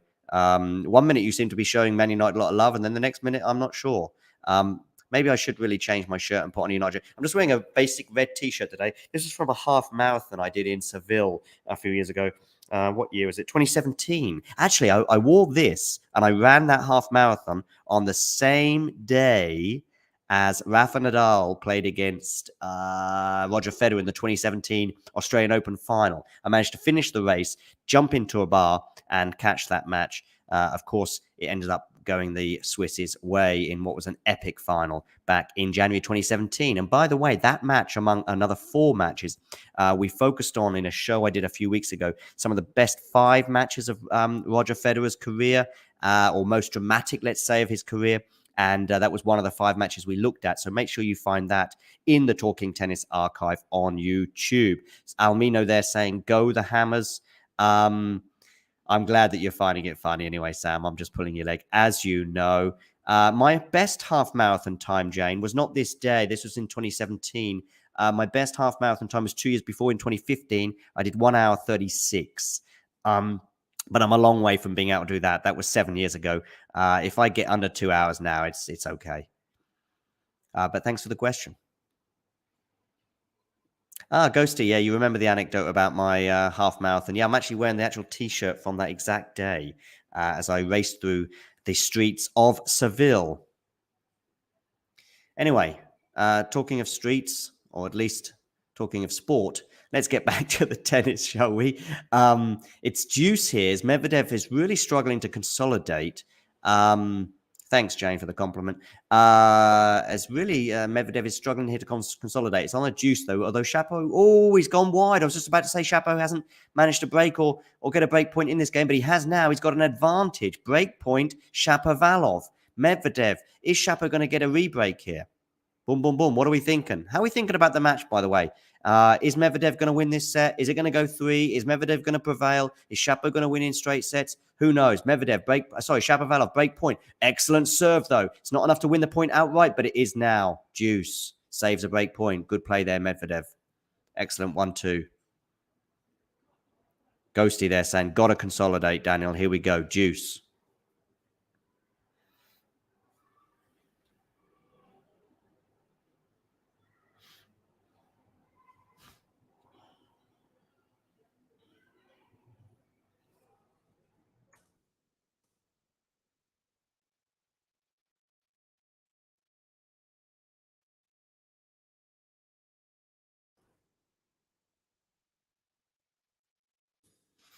Deuce, forehand of Medvedev goes into the net there, but it was a forced error, certainly from Shapo there, who was in charge of the point really throughout, and he brings up another break point here. So that consolidation that you were really desperate to see hasn't quite materialized as yet.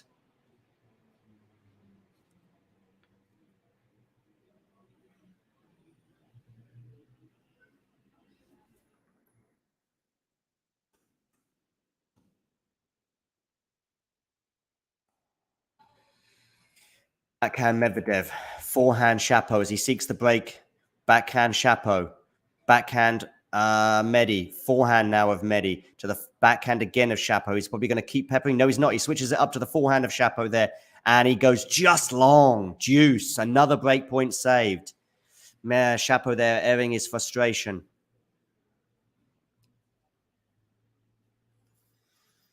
Forehand there to the forehand of Shapo. Shapo going long on the forehand. It didn't go far.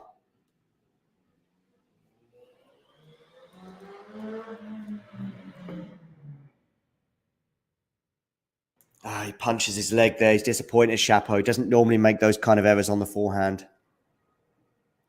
Anyway, deuce.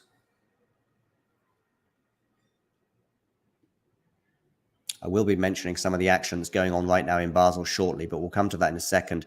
Oh, what a winner. What a forehand winner from Shapo. Advantage. Third break point. Can Shapo finally get the re-break? What a forehand.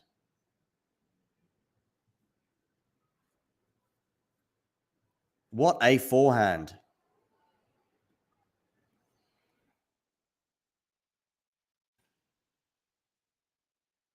By the way, they're on serve at the moment in the first set in Basel.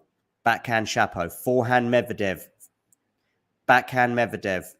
Forehand to the backhand of Medvedev. They're still on their both strengths, shall we say. Backhand Medvedev. Which one's going to hold up longer here? Is it going to be the backhand of Medvedev? He switches it up to the backhand of Shapo.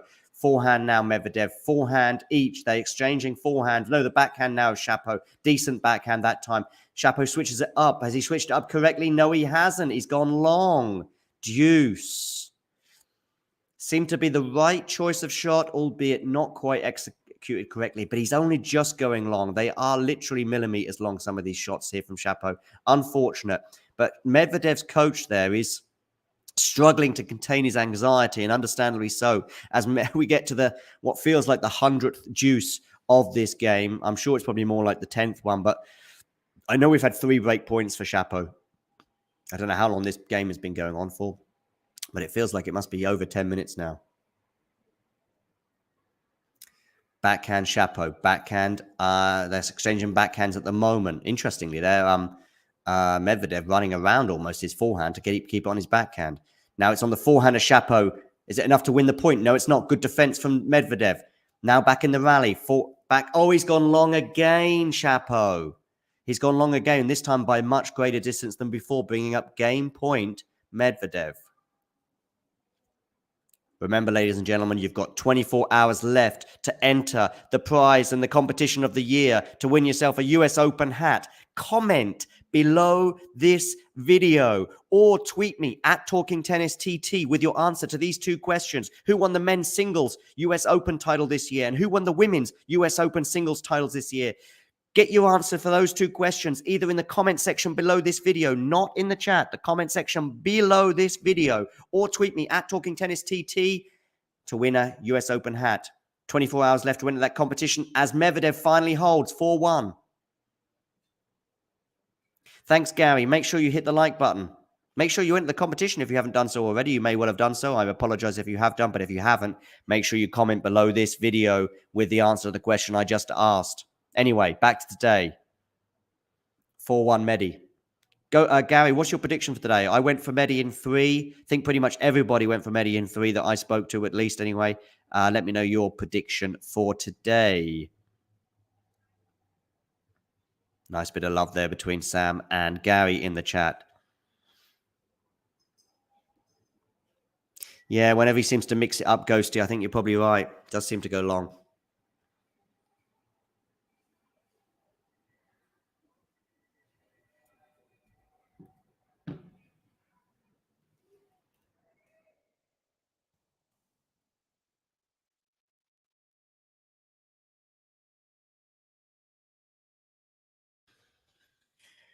Bum, bum, bum, bum, bum.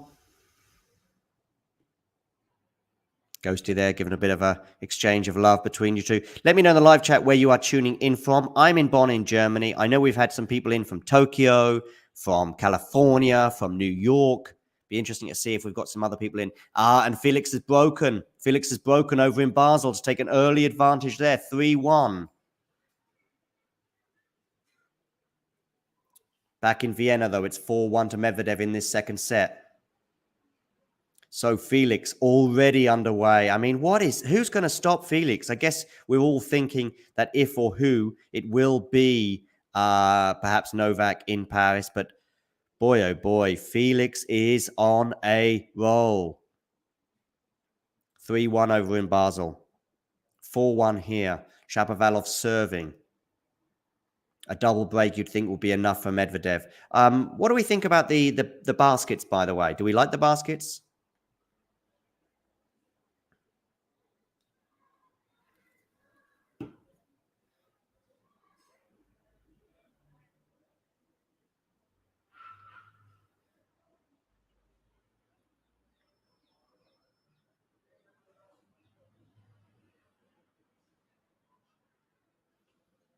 $15 love Shapovalov.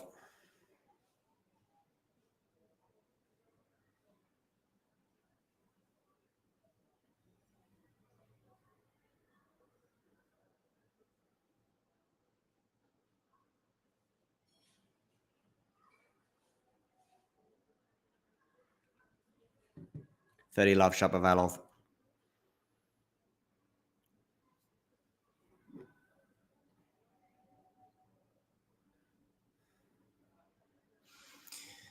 So Shapovalov trying to get it back to 2-4 in this second set here in Vienna. 1 hour and 22 minutes on the clock from the Vienna Open to see who will be winning this ATP 500. Shapo obviously looking to rise up through the rankings. It won't be enough, though, to make the ATP finals, but what a real boost it'll give to his year. Backhand slice from Medvedev, stays in the court. It's a decent slice from Medi, to be fair. They exchange forehands. Good shot there on the forehand from, little clip on the net, but it's not enough. Shapovalov brings up 40 love.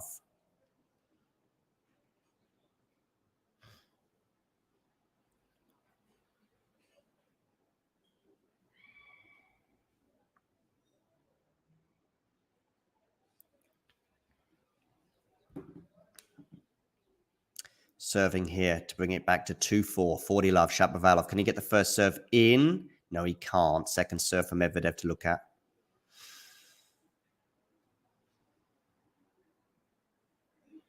Serving to the backhand. It's a good return, is that? No, he's just gone long on the return. Just gone long, so it's 4-2 Medvedev. 4-2 Medvedev. Maybe a quick change of racket here for the Canadian. It does look like something's being changed anyway. 33 minutes into this second set at this ATP 500 final. Don't forget your 10K steps. Something about a nap going on.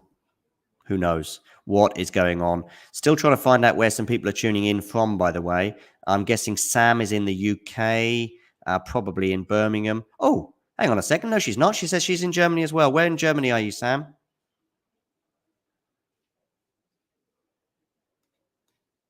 Shapovalov goes into the net, so it's 15 love Medvedev.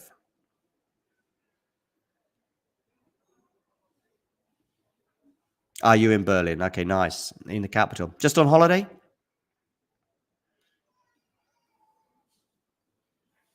Down the T, Medvedev. Is it enough to win the point? No, not yet. It's a decent return from Shapo, to be fair. And Medvedev goes long, uncharacteristically there on the backhand side, meaning 15 all. Close call. It wasn't that close. Your usual Florida residence, Gary. Great. The Sunshine State. Medvedev goes into the net on the first serve.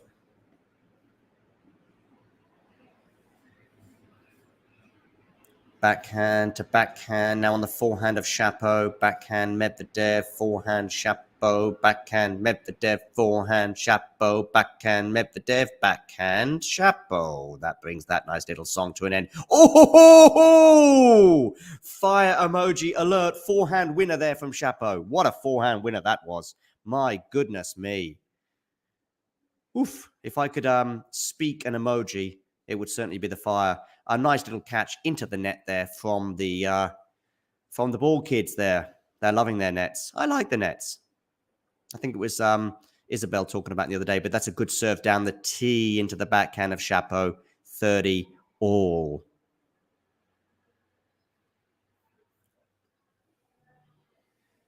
Make sure you hit the like button, people. And if you're new to the channel, subscribe. Medvedev trying to go down the tee with that serve, but he actually hit it into the net. A second serve ace. He went big on that second serve. He wasn't messing around. Second serve ace. Boom, boom. Shake, shake the room. Game point Medvedev for a 5-2 lead. The live chat is really alive today. I knew you'd have liked there, Ghosty. You've been here for a long time. You've been here for the long haul. So Gary of Florida. Ooh, Medvedev hitting his first serve into the net. Are you going to go big on your second serve like you did before? I suspect not, but let's see. Gets it in this time. Forehand Shapo, forehand Medvedev. A little bit unorthodox there, as it is wont. Oh, and the Medvedev goes into the net, meaning deuce. As Shapo tries to get this break back. He had a few chances in the previous game on the Medvedev serve. He's really getting into these service games now, is Shapo.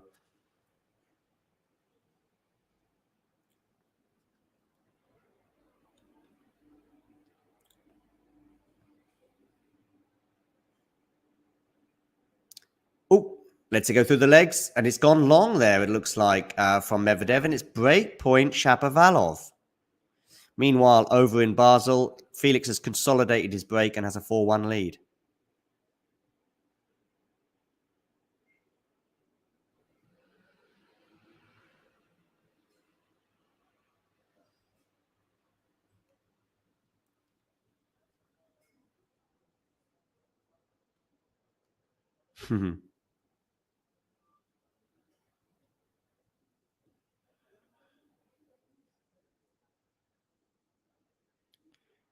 Ooh, Medvedev goes long, and it's the break. It's 4-3. Shapo is back on serve.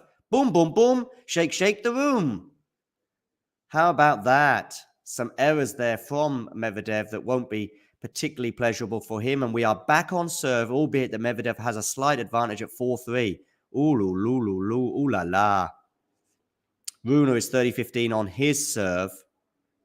Over in Basel, we'll have a quick look at how things are panning out there at the moment. Felix leading 4-1, 30-15 on their serve there. Second serve here for Felix to look at, as Felix would love to get the double break and pretty much assure him of this first set. And what a return there from Felix, 30 all. Boom, boom, boom. Ooh la la. I could say ooh la la with some more justification with Felix, because obviously being a Canadian, I believe he is bilingual, both French and English. I believe he's from Quebec. Correct me in the live chat if I'm wrong. What a backhand return there from Felix. He is absolutely on fire. Can anybody, even Novak, stop him? Mind you, he goes long with the forehand there. It's game point Holger Rune for a 4-2 game score on the board, 40-30. Excuse me for switching matches here quickly, but while we were on a changeover in Vienna, My Sky feed has decided to do so. Felix here with the second serve to look at on the Holger Rune serve. Just having a quick look at Twitter here. Somebody called Philip Mard tweeting, and Holger Rune liked this tweet, so I guess it's fairly complimentary for the Dane.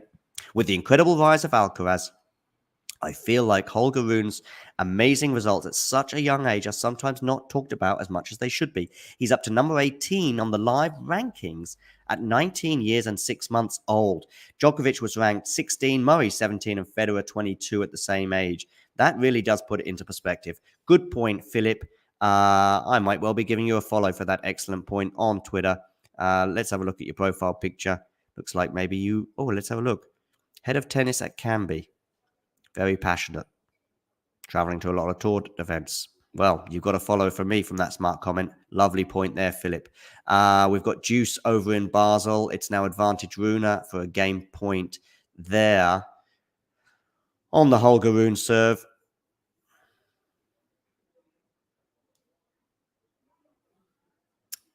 As he tries to get it back to 4-2.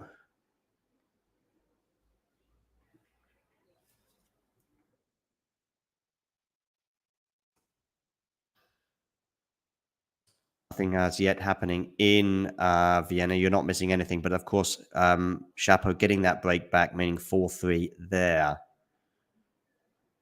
Forehand Felix to the forehand of Holger Rune. What a forehand that was from the Dane. 4-2. 4-2. Boom, boom, boom. Anything happening in the live chat? I've been missing that for a little while. Felix grew up in Montreal, so his roots are in Quebec, like my grandparents, says Gary. Thanks for that, Gary. Also, Ghosty there confirming that he is from Quebec. Felix just too good at the moment, as Lexi suggests. Medvedev making it hard for himself back in Vienna. Absolutely right. He really had a big advantage in this set, leading, I think it was 4-1 at one point.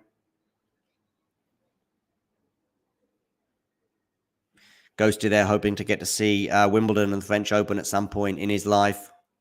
I was lucky to attend both events this year. I pretty much saw every day's action at Wimbledon until the quarterfinals. Including that epic between Taylor, Fritz, and Rafa in centre court. And I was at the French Open for the latter stages as well, including the final between Casper Ruud and Rafael Nadal. 15-love Felix in Basel on his serve as he looks to take a 5-2 lead.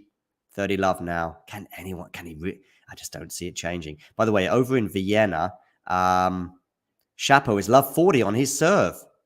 3 break points. Medvedev. Boom, boom, boom.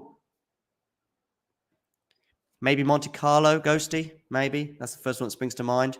I like the Sunshine Double, but it's just a little bit more difficult to keep up with the action, bearing in mind the time zone. Medvedev breaks. 5-3. Boom, boom, boom. How about that? That just sort of came out of nowhere. Chapo, what were you playing at?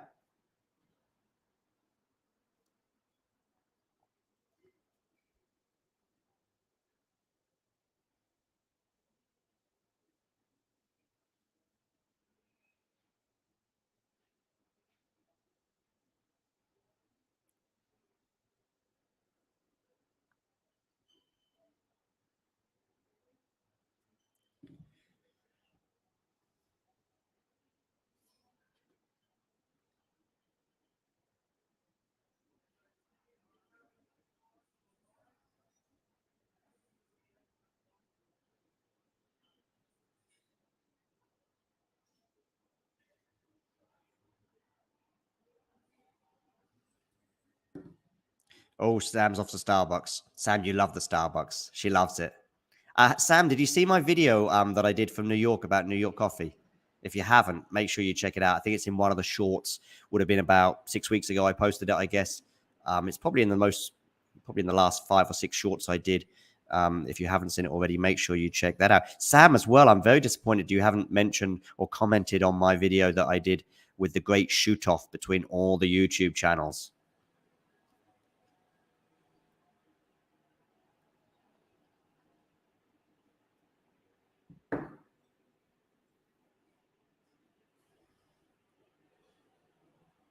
Yeah, you do. 30 all now on the Medvedev serve, though. I see Ghosty saying he wants Medvedev to close this out, but Medvedev hasn't been despite having the advantage pretty much throughout this set, he has been making life difficult for himself on his serve pretty much all the time. Although I say that, and how many times can I get pretty much into one sentence? Who knows? Either way, it's 40-30 to Medvedev on his serve, so it's set point Daniil Medvedev. Ghosty, have you seen my coffee from New York video? Set point Medvedev, down the tee. Backhand Medvedev. It's enough to win the set. One set all. Time to change that banner, ladies and gentlemen. One set all. Russian's got to be favourite now, surely.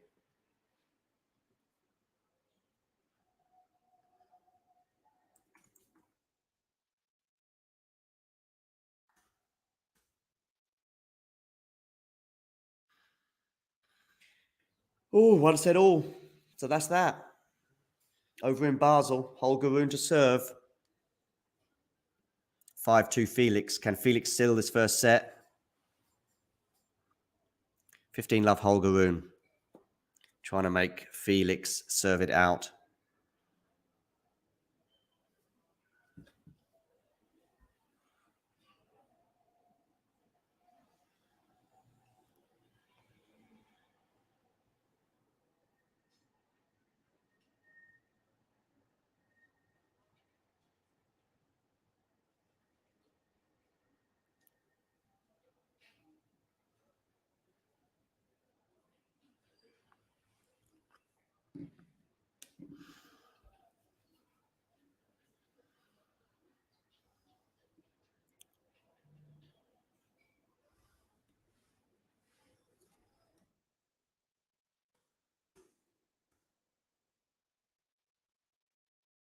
Backhand Felix. 40 love Holger Rune. He holds serve. 5-3 Felix to serve it out. We head into a third set in Vienna. But can Felix serve this out in Basel? Holger Rune very pleased with himself. He's looking at his team as he weighs up his serving return position. But listen, I just can't see Felix failing to serve this out, bearing in mind how he's been playing the last couple of months. I mean, where has this form come from? Because he's had a pretty decent year, consistent with the slams, with the exception of particularly Wimbledon, but still didn't see this kind of level from Felix this early on in his year, if you like, or this early on in his career, I should say. Forehand Felix at the net, 15 love.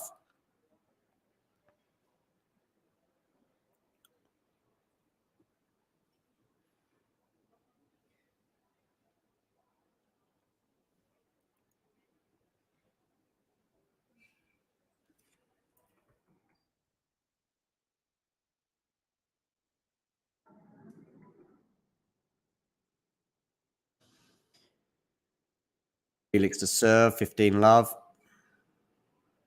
Hits it into the net. Is that a first serve to look at still?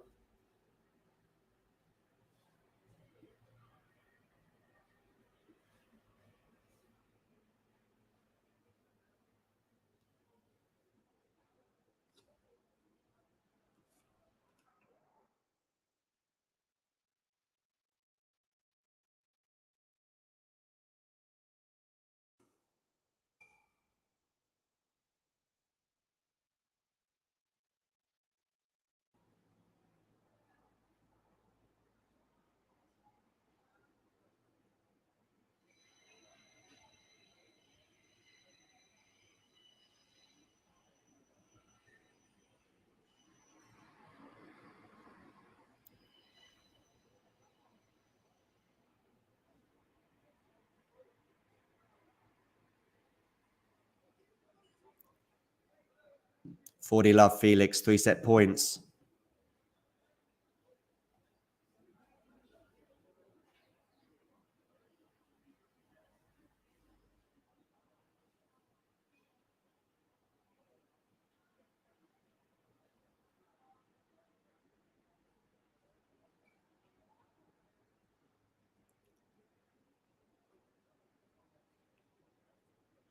Felix coming in now. Can he seal this one?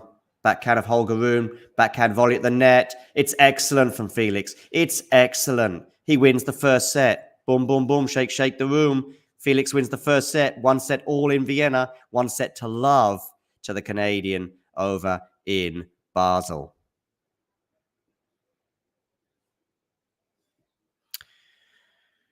Oh, what are we thinking?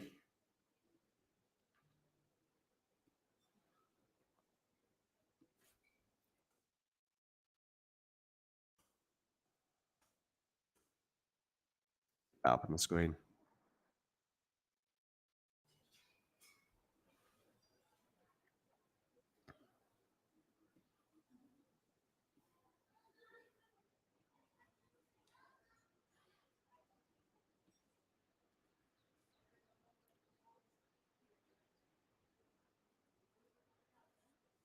Felix pleased with himself there. Let's have a look at some of the stats on the first set. Felix 12 winners, Holger 4 unforced errors. Felix 2 unforced errors, Holger 5. It's really the unforced error count that's particularly impressive from Felix, given the aggression in his game. Just 2 unforced errors in that first set. Holger losing it 6-3, or perhaps I should really say Felix winning it 6-3. Third serve percentage is in there pretty high, 75%, and winning 83% on the first serve. But actually, Felix is winning 83% of his second serve points as well. These are just incredible stats from the Canadian. Like I say, let me know in the live chat who can, if anyone, stop him right now.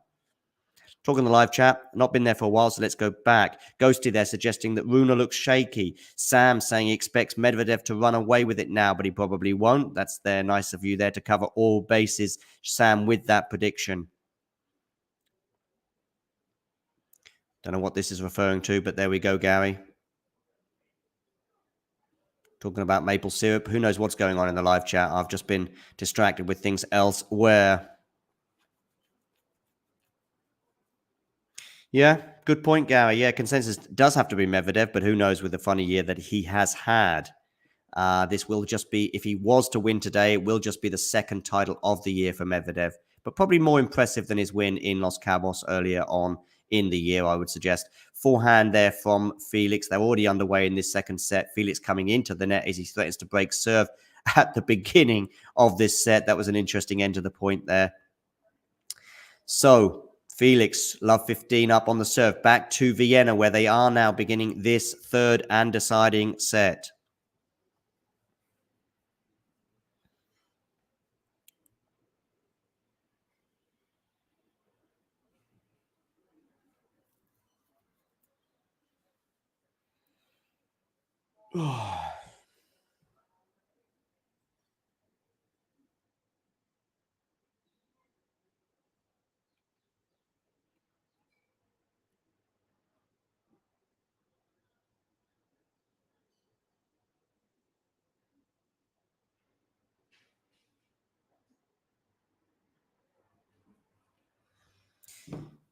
Love 15. Love 15. The first point of this third and deciding set goes the way of Medvedev. Chapeau to serve. Where are we going with this? To the forehand of Medvedev. Forehand Medvedev into the net. 15 all. By the way, somebody earlier suggested that Medvedev's outfit, and even Chapeau's as well, are very similar to the Talking Tennis colors. Medvedev's t-shirt and Chapeau's t-shirt and shorts. How about that? For a little bit of promo stuff. Very kind of Chapeau and Medvedev and their shirt sponsors stroke makers, Nike and Lacoste, to don their caps, so to speak, in the direction of Talking Tennis. 30-15 Chapeau.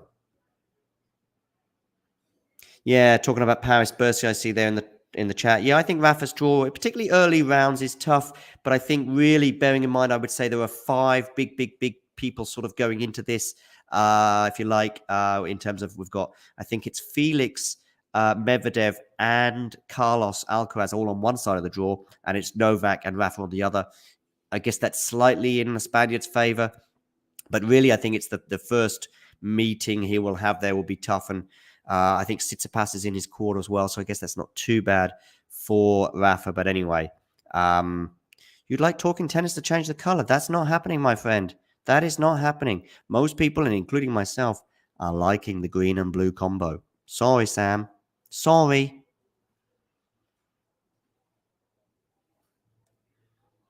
Back to work, Sam, tomorrow. Chapo coming into the net. Nice little volley there. 40-30. Was under a bit of pressure there, bearing in mind it was 30 all. That's a decent volley at the net there from the Canadian as he gets game point to take a 1-love lead.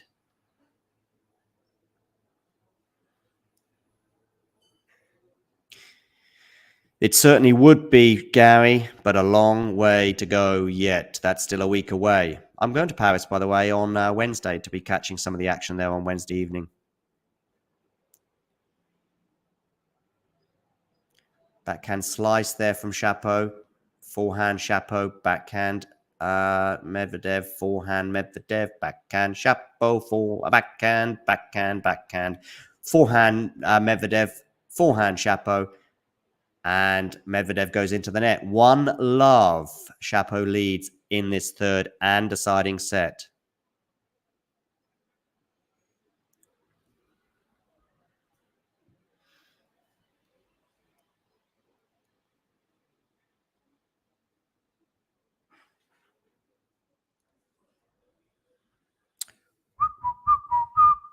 One love, Chapo.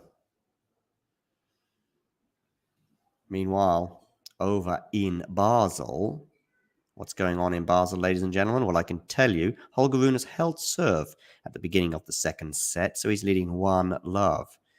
But Felix hasn't dropped a set in that tournament since his first round match against Husler, I think it was. So Holger Rune has certainly got his work cut out over in the Swiss city of Basel, which is obviously on that joint border between France, Switzerland, and Germany. Just over the border, though, into Switzerland, Basel sits. I have been there a few times, albeit to watch football or just to hang out. I've never been there for the tennis tournament. Forehand to the backhand here, back in Vienna anyway, in the Austrian capital, which I've been to many a time as well. Beautiful city that it is. Backhand Chapo goes across court, forehand of Medvedev. Now it's on the backhand of Medvedev. Backhand Chapo, forehand Medvedev. Forehand Chapo here. This is turning into an epic rally. Who's going to blink first? It's an error from Chapo. In other words, 15-love Medvedev. It was a close call. Didn't go far out. Just into the tram line. 15-love Medvedev. I can just about see Vanch there hanging out in the background. Let's bring you in. Vanch, what have you made of the events? Let's stick with Vienna for now. What have you made of events in Vienna over the first two sets here? So yeah, I mean, I tuned in a little bit late, so I missed a good bit of the first set. But I was impressed by Shapovalov. It seemed like he was hitting to bigger targets. His inside-out forehand, particularly, was working really well from the deuce side. He was stretching Medvedev out. He was forcing Medvedev to go down the line with his forehand. And he seemed to be serving well. His rhythm was actually, interestingly enough, both players are not doing well in their second serve. They're having a few dips here and there in their service games, and so you're getting a lot of. So even Shapovalov even had his chances in the second set to get the break back. I believe he got it. I believe he finally broke serve on his sixth break point, and then he tried to square things up for 4-all. But then Medvedev played a great return game and then held, and so deservedly, I think it's 1-all. And obviously, Felix already seizing the advantage by winning the first set in Basel. Just tell me about Felix in general and how impressed have you been with him over the last couple of weeks? I've been really, really impressed with Felix. To me, he's, I mean, obviously we have to wait for Djokovic and Nadal to come back. But for me, the level that he's been able to sustain the last 3 weeks, the serving, the first strike tennis, the precision off the forehand, but more importantly, he's finishing points at the net. He's defending incredibly well, and he just seems to have this confidence about him on an indoor court. Obviously, in February, he did very well. He won Rotterdam, got to the final of Marseille, started the year very strong, and then had a few ups and downs here and there. But he's really weathering the storm well, and he's not having those dips in the last 3 weeks. So and obviously we know how great he is. Ben, when he's on, his athleticism, his all-court game, he's really putting it all together, and there's a lot of things to like about him right now. And I'm not surprised by the scoreline right now against Rune. No, I mean, what were you? Listen, I don't want to try and sound clever after the event, but at the moment, my predictions of Medvedev in 3 and Felix in straight sets are still Yeah. very much likely. Was that a sort of your feeling as well before the 2 matches? Yeah, I felt like I actually picked Medvedev in 2, and I also Or picked did you? Felix in Okay. 2. So I'm impressed by Shapovalov getting the first set there. Yeah, in fact, Shapovalov hadn't won a set against Medvedev since 2018. Of course, that is a bit skewed in that they've only played each other 5 times in total. But Medvedev has won both of their encounters indoors thus far as Medvedev wins that game there. So it's 1-1 in Vienna. What are your thoughts on Paris Bercy? I mean, is it right to say that Felix is the comfortable second favorite right now on form, with obviously Novak as favorite? So I wouldn't be surprised if next week he has a little bit of a off week in Bercy. Reason being, it's just a little bit different conditions. Basel is very quick, and Paris, I think it's a little bit slower.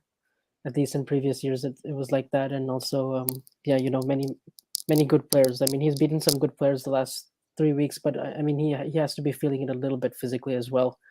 And actually, it's a good question. I think he's in Medvedev's quarter for the draw, so Okay. he's studied to play the quarterfinals. I'm not sure who his other opponents are. I'll probably have to look at the draw.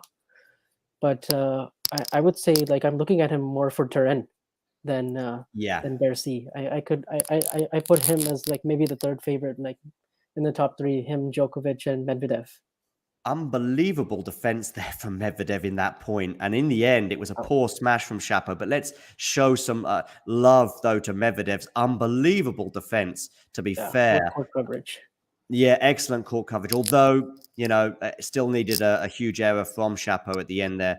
He will be disappointed with that, especially if he was to go on to lose his serve. But it can't be really any closer right now in Vienna with them being on serve in this third set. Yeah, I think you're probably right. With the problem is with success in tennis, especially if you commit to so many tournaments back to back. I'm just trying to think the gap between Paris Bercy. There is a week between Paris Bercy and the ATP Tour Finals. Am I right? Yeah, Yeah. there is. I'm pretty sure. Well, that's a much needed week, especially if Felix was to go deep in Paris. But I mean, if you keep winning all these tournaments and you keep playing on consecutive Sundays, if you like, it's got to take its toll at some point. I mean, winning a Grand Slam, playing non-stop tennis for 14 or 15 days is tough enough, especially with a 5-set situation, albeit you're playing every second day. But playing 3 sets, if you like, or best of 3 every day, pretty much over a 3 or 4 week period, has really got to take its toll. I know there's a couple of days between the tournaments, etc., especially if you do manage to get a bye through to the next round if you're a highly ranked player in an ATP 1000 event such as Paris. Oh, my goodness to me. Shapo dumps his forehand into the net, meaning 3 break points. Daniil Medvedev. Deary me. Listen, let's think about 2 of the 3 points that he's lost in this particular game. One was a terrible smash into the tram line, and that was a poor forehand from the Canadian. Love 40, first serve. Can he get it in? No, he can't. This is a huge opportunity for Medvedev. Let's see. Second serve, Shapo. Do not double fault, my friend. He does double fault. He hits into the net, and it's 2-1. Let's think about 3 of the 4 points. A double fault, a smash that went into the tram line, and a forehand into the net. And it's just Shapo, isn't it? It is, yeah. And this is what happened to him in the first set as well when he was I think he had a break point to go up 2-1. He would have been up a set in a break. Medvedev saved it brilliantly, and then he held. And then Medvedev did not have to do much in the game that Shapo broke. It was kind of handed to him. I mean, okay, it was incredible defense from Medvedev in that smash point, if you like, that he lost. But still, he's got to be putting the smash away. It's just, I mentioned the 5th set against Rafa in Australia in my comments earlier, if you like, about this match, or just in general about Shapo. That match in Australia was there for Shapo for the taking, right? Yeah, it definitely was, especially after it was 2 sets all. Yeah, that's what I mean. Rafa He did so well to get bottom back into it, but Rafa was struggling. Yeah. I mean, even that match point in Australia. I mean, I don't know how Shapo managed to lose that point. And Rafa basically managed to get the early break. I think it was something like 2-love at the beginning of the 5th set. And Yeah. he wasn't really moving very well, Rafa, at that stage of the match, and he was just holding serve through a combination of some good serving, some good spot serving, and just waiting for the Chapo error, and they just came. Yeah, and I remember in the first game of that fifth set, he saved a break point with an ace out wide, Yeah, exactly. which was big. Yeah. I know we're going to be having Isabel join us soon for the closing stages here in Vienna. Over in Basel, how is Felix getting on? It's going with serve. Felix against Rune. Rune looking at a game point right now. He's 40-30 up in the third game, trying to get a 2-1 lead. Yep. But yeah, Chapo being Chapo. I mean, listen, he's still had a very good week. He's in pretty good form right now. He'll be hoping for a big tournament, both in Paris, but also next year. He'll be hoping for a big year. Who is most likely to make a Grand Slam final in 2023? Is it Denis Shapovalov, Felix Auger-Aliassime, or Holger Rune? I would still go with Felix. Me too, yeah. Yeah, I think he has a great chance in 3 out of the 4 majors. Exactly. And even in Paris, he's shown that he can get better in Paris, but I would be surprised. Listen, it's so early on in his career, but I would be surprised if at the end of Felix's career, if he does win a French Open, I would be surprised at that. I think the other 3 very much so. Good volley there from Chapo at the net, meaning 15-all. Holger Rune, by the way, now on deuce at a very important moment at the beginning of that second set in Basel. Yeah, so it looks like Felix will play the winner of Bublik in a qualifier. Bublik, whom he just beat on Friday in Basel. Okay. So yeah, that's a workable first round, and then after that he'll probably play either Fritz or the winner of Andy Murray and Simon. Yeah. So actually, that match with Fritz could be big because Fritz is trying to qualify for Turin, and it's basically going to be him, Rublev, and Hurkacz trying to get that last spot. Yeah. So there's still 3 in that shootout, but I think Felix is pretty much there. I mean, if Felix wins today, I think the other two have really got to win Paris, basically. Yeah, and I think Rublev is much ahead of Fritz, so he probably just needs to win a couple of matches. But I actually thought that Fritz was already out. I thought Fritz was out of the race, but okay, he's still just about hanging on in there, is he? Yeah, but it's very unlikely. He has to basically get to the final, which I don't see happening with his draw. Yeah, he'll have to get to the final, and I guess he'd have to have Felix going out super early as well. Right. No, Jane, he's not showing signs of fatigue yet, but I think the point that Vanch and to a lesser, or both Vanch and I were making is that just with every week going on and on and on. By the way, what are your thoughts on, you mentioned something about the conditions in Paris. Are they, the Paris Bercy tournament, are they different to some of the other tournaments we've just seen or Turin that's also coming up? Yeah, so most of the indoor tournaments I find on the tour these days are on the slower side. There are a few exceptions, like Basel is very quick, and a few others like that. I think Bercy is a little bit slower and maybe harder to get through the court. I remember last year watching Djokovic and Medvedev, and Djokovic having to use the serve and volley and come up with that play a lot just to get the ball around Daniil because he was really liking those slow indoor hard court conditions. Yeah. But cool. We've got Isabel waiting in the wings. She's going to be joining us now. Let's bring her in. Isabel, what are you made of the 2 finals? I don't know which one you've been watching or which one you've managed to focus on more. I've pretty much been mostly on Vienna with a small eye on Felix and Rune in Basel. What have you made of the action so far today? So I've been watching Felix and Rune so far. You? Okay. Yeah, I missed some of the first set, but I think it pretty much went Felix's way the whole time. Felix had a little bit of a shaky moment in his first service game of the second set. Rune had a break point, but he did manage to save it, so everything's okay so far. Just okay, but I think Felix winning in straight sets still seems the most likely outcome. Is that fair? Yeah, I would think so. Yeah. Okay, well, back here in Vienna, it's 3-1 Medvedev. Medvedev there doing that hands up thing that is his wont to celebrate that 30. He's now loved 30 on the Chapo lead. A double break at the beginning or the early stages, if you like, of this third set would really put Chapo under pressure. Goodness. Do you see that? I think you're just breaking up there slightly, Vance. You might well have frozen. We heard your voice, not too bad, but the images are frozen. It's love 30 on the Chapeau serve. I'll talk us through this point before we maybe go back to Vance over in the US.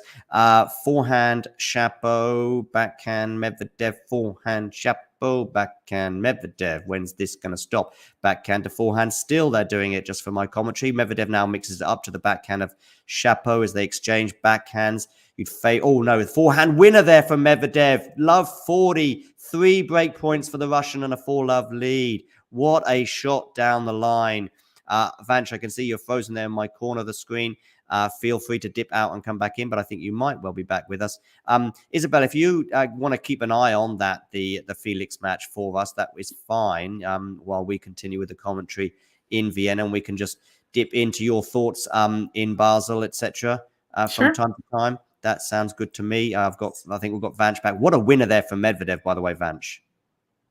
Yeah, amazing stuff. Like on the full stretch, he's able to come and go with that down the line, and yeah, he's hit some really good down the line forehands in this match, but I think that one takes the cake. Such a big point too. Let's see if he can break serve. That's a good forehand as well there for Medvedev, although he's now in a bit of trouble here. So forehand of Chapeau, not good enough to win the point. Chapeau still in charge of it, I would argue, though. But backhand, good there, change up there. So we're now on the forehand of Medvedev, which has been so devastating in this game so far. Backhand slice there, or forehand slice actually from Medvedev. Oh, but he goes, he's a bit errant there, a bit wayward on that attempt at the pass as Chapeau approached the net. And talking of approaching, we approached the 2-hour mark. In fact, we're now dead on 2 hours. But there's still two more break points for Chapeau to save here, 15-40. What's the score between Felix and Rune? It's 2-1 Rune in the second set. Cool. Thank you for that little brief update as we go back to the break point number 2 here for Medvedev. 15-40 on the Chapeau serve.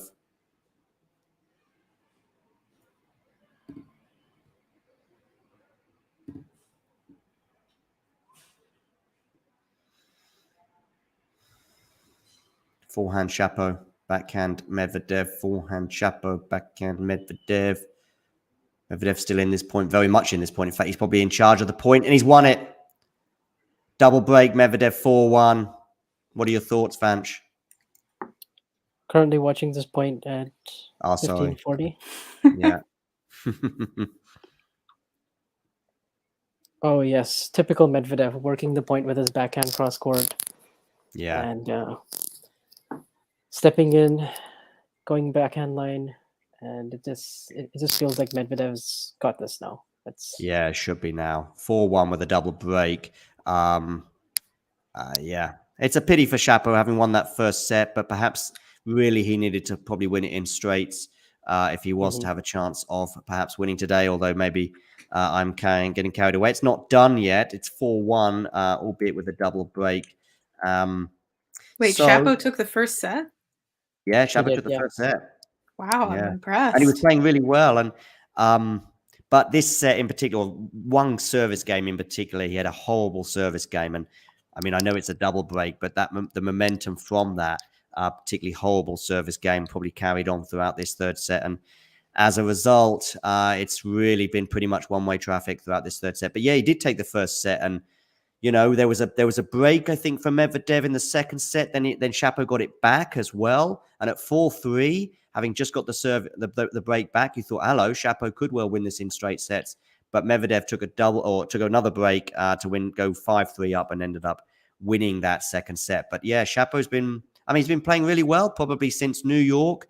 A word that we wouldn't always associate with the Canadian being consistency, but he has shown that until today, and did really show it until probably about half an hour ago.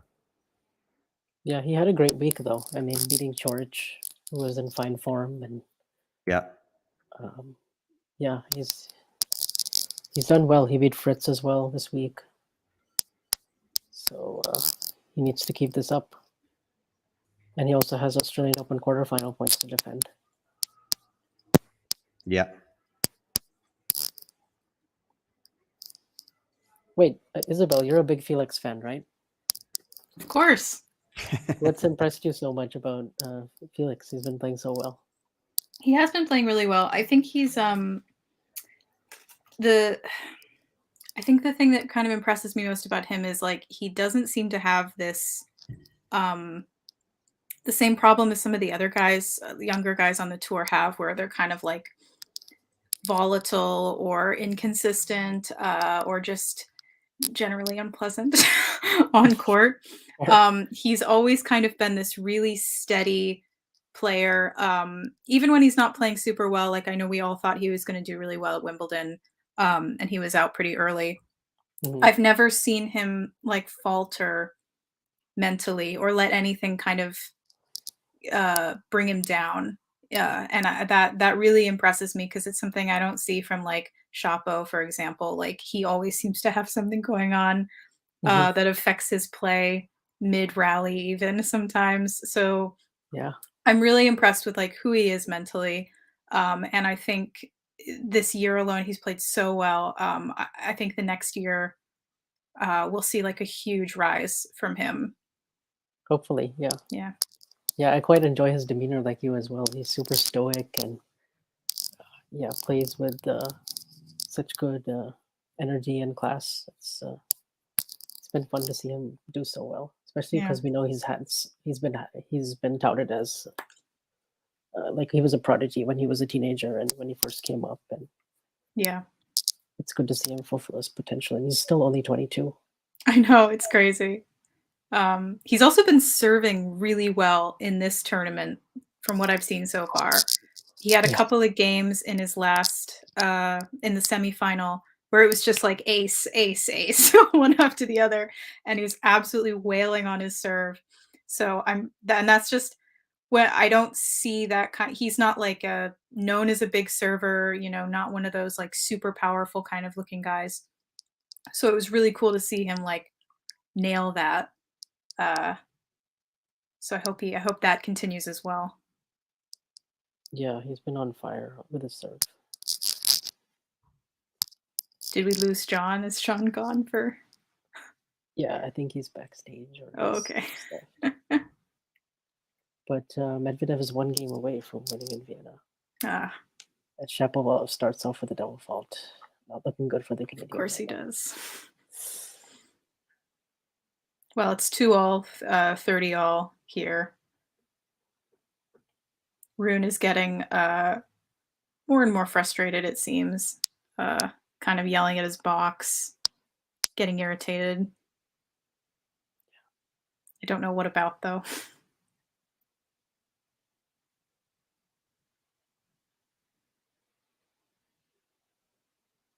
Oh, and Medvedev comes up with this insane half volley pickup on his forehand. And Shapovalov is just laughing at how absurd that shot was. I kind of like it when that happens. Yeah. Just shake it off, Shapo. It's okay.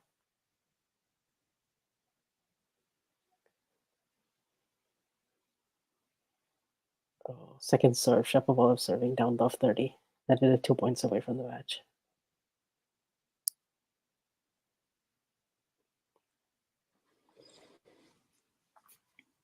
Oh, nice deep second serve. Deep backhand return by Medvedev. Really good cross-court backhand, and Shapovalov hits behind him for a winner. Nice.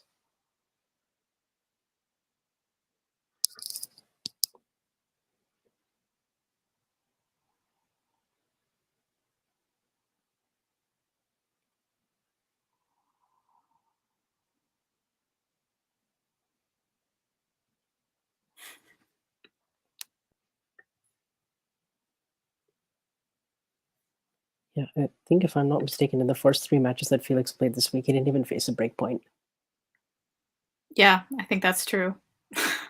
I know he had one in the semi. Yeah, just he faced one, and that was in the last game at 6-3, 5-2 against Alcaraz. Yeah. And he's had, as far as I've seen so far, only one in this match. Yes. Yeah. I don't know if Rune is getting irritated at losing. He's playing fine in the second set. I mean, it's 3-2 at the moment. I mean, yeah, maybe he's pissed about losing the first set, but so far, like, he's not playing badly, so I don't know what he's irritated about. But he's one of those people, so it doesn't even matter. Yeah, I seem to recall him at the French Open getting really upset at something, either the crowd or his box, his mom sometimes. I'm not sure what it is. Yeah.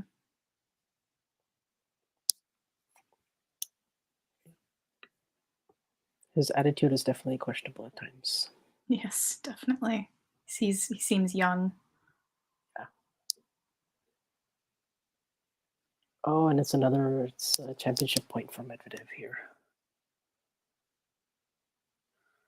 See if Shapovalov can make a first serve. Nope. Please don't double fault on championship point. It would be so embarrassing. Good, no double fault, and Medvedev misses the return. That was a good second serve. Shapo hanging on by a thread. Another ace for Felix over here. Did you know before Basel started, Felix led the tour in aces? Did he Yeah, really? on a hard court. Wow. Yeah, I would say he's like a top 5 server in the men's game, like overall. That's really impressive.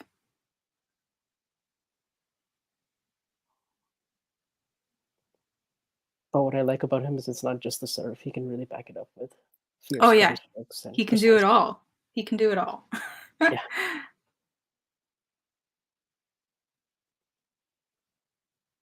What would you say his like biggest strength is as a player?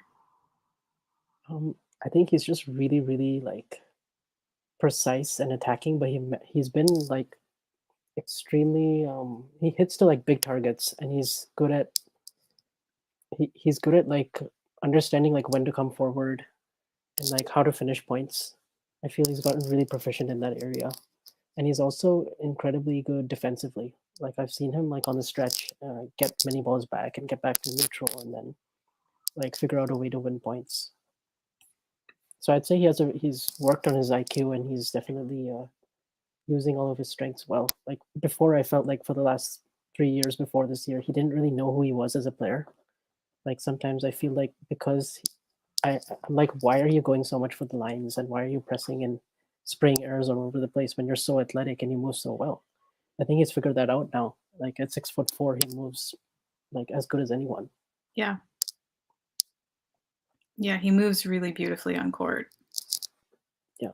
He also had 3 aces in that game alone. Oh. Yeah. And he also doesn't tend to panic, so he's very stoic and calm emotionally. But I have noticed a bit more emotion from him this week. Like at times, sometimes he'll just let out a quick scream, and then he'll just get right back to work, which is good because you don't want to keep it all like boiling inside you, you know? Yeah. So I feel like that helps him. Yeah. Well, I think all of his, when I do see him get sort of frustrated, he's always kind of like talking to himself or talking to his box, but he's not really like, you know, screaming expletives. He's not getting mad at anyone irrationally. He's not picking any fights. And it all seems valid. It's because like he's making mistakes, and it never seems to last long. Like he doesn't carry it over into the next point, which is really impressive because I feel like that's something that we got used to seeing with like Federer and Nadal and such, but like not so much in this decade. Yeah, definitely. That's like a really important skill, like to not let the last point affect the outcome of the match. It's like it's really hard to do, but always impressive. Where are we in the Medvedev match? So Shapovalov did manage to hold, so that's some good news for him. And now Medvedev is serving for it at 5-2 in the third. Ooh. And he's up 15-love.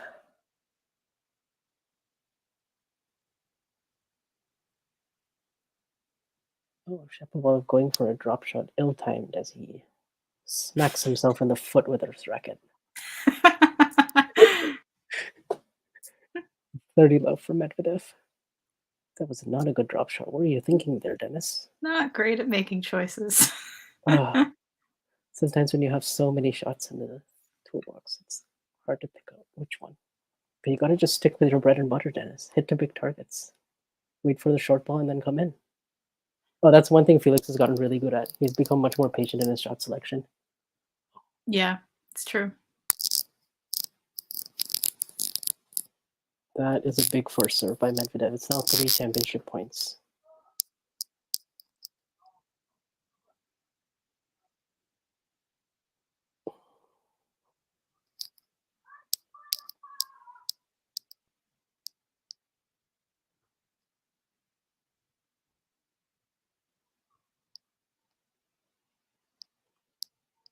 Good cross-court routing. Medvedev goes big on his forehand. Oh, and Shapovalov comes up with a really good backhand pass. Is it a little bit too late, though? 15.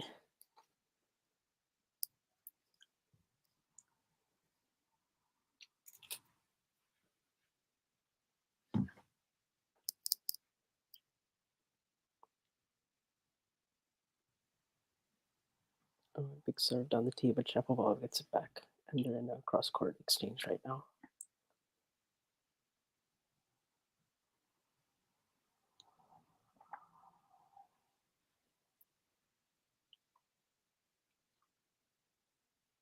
Oh, an excellent forehand cross-court by Shapovalov. If only he'd done this when in the previous last 2 points instead of going for an ill-timed drop shot. He doesn't really think ahead, does he?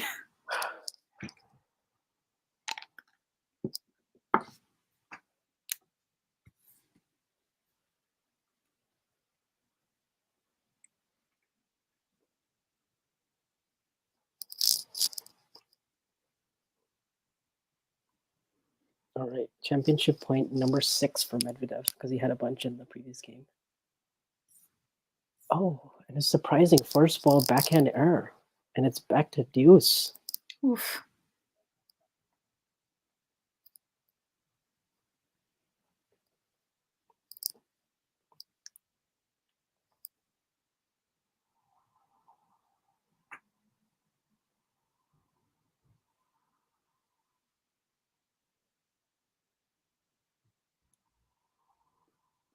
Big ace down the tee. Very timely ace. And now it's championship point again. Number 7. 7 championship points. Wow. Let's see what goes on this. Goes wide on the first serve. Second serve. Good second serve. Good return by Chapo. Strong forehand. Good cross-court angle. Medvedev leans into his backhand. Goes big on the cross-court. But Shapovalov is there. Another backhand cross. Another backhand forehand. Denis. And Medvedev goes for a drop shot. And does Shapovalov get there? No, he can't. And that's the title for Daniil. There it is. And as usual, no reaction from him. Just a wave of the arms. A nice hug at the net. And Medvedev is back in the winner's circle. It's his second title of the year. And what has been a very strange year for him. Perhaps, yeah. With the hernia surgery and... Oh, he had a hernia. I didn't know about that. And the Australian Open final, where he was 2 sets to love up. And things kind of snowballed a bit from there, but now he's back where he thrives, which is indoor hard courts and hard courts in general. But it's he's probably going to be playing in Turin now, having won this title. So it'd be nice to see him there, I guess. Oh, John is asking, Medvedev plays Felix indoor hard court right now. Who wins? Ooh, that is a really good question. I think it would be a really good match to start, but if they were playing yeah, in Basel and Felix is playing like this, I probably like his Felix. chances. But if the court is a little bit slower, I'd probably go with Medvedev. I feel like he'd get so many balls back in play. But they had a very good match in Australia that was really compelling. And Felix had a match point, but he didn't do anything wrong. Medvedev just came up with a really big serve, and it was very encouraging. Speaking of Felix, Rune has a break point at 1540 against Felix, who has just not been great in this particular game. Ooh, So I'm a little nervous. it's like the most pressure if Felix had on his if Rune serve. takes it, then he will serve for the set. Okay, I guess we should tune in to Felix and Rune now. And Felix gets it up to 30-40 with a very good ace. As he's been doing all week. Yeah. How many aces has he had in this match? 7. It's decent, I guess. His unforced error counts have been really low also. He's been like single digits in most of his matches. Yeah. He's had a few in this game. So, oh, and another good first serve up My to deuce. goodness. So demoralizing for the returner. I've seen him do this a couple of times where he's just like, I don't even want to have a rally, and he just shoots it into that corner. Wow. And the look on Rune's face is pretty impressive. He has such a good technique on his serve, I feel like. Such a fluid motion, and doesn't try to do too much, like just easy, fluid. Gets a lot of easy power. Yeah, and a good smash there from Felix, and he's got the ad. Oh my goodness. And his serve, the part that's impressive is like the first shot after the serve has been just deadly. Yeah, a lot of 1-2 punches from him in this tournament. Yeah.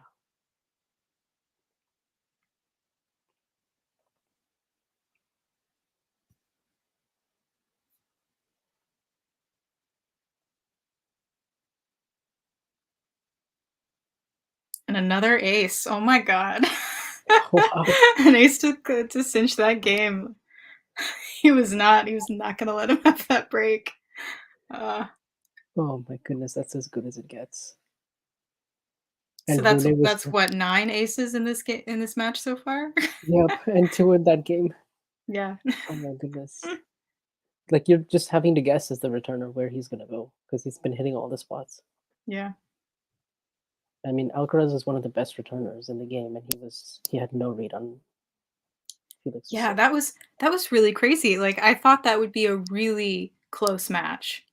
I did as well. At least I was not at hoping for it. all. Yeah. Yeah, I felt like they never really got into many of those baseline rallies where you felt like it would be either even or Alcaraz would have an advantage, but Felix just had such a big advantage in the serve and return department. Yeah. And yeah, that's probably one aspect of Alcaraz's game he needs to get better at is his first serve and just serve placement in general.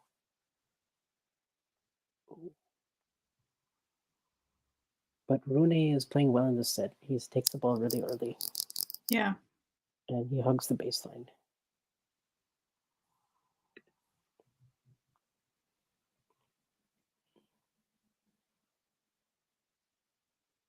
He hits that first serve really wide. Yeah. I'm surprised that Felix can even get it back.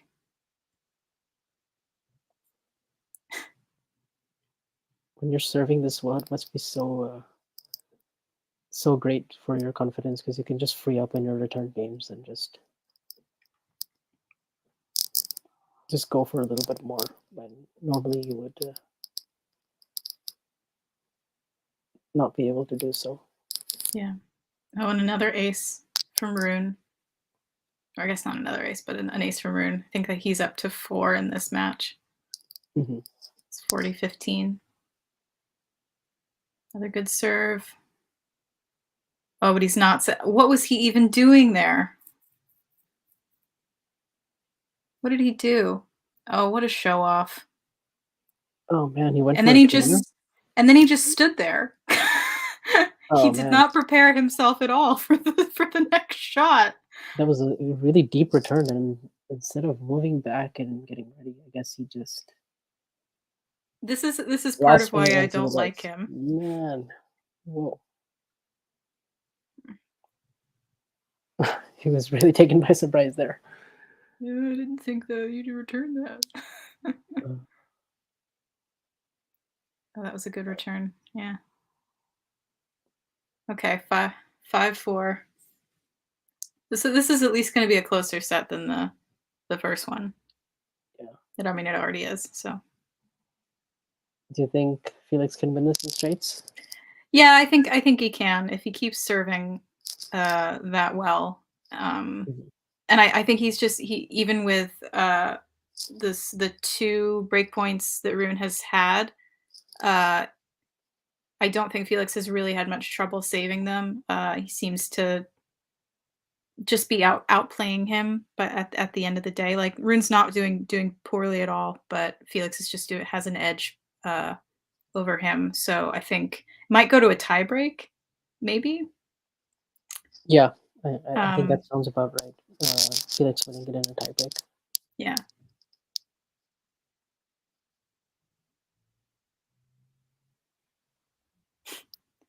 Ghost seems to like the show off aspect of players, and I have to say I'm not a fan because they're not really playing at that point. They're just showing off.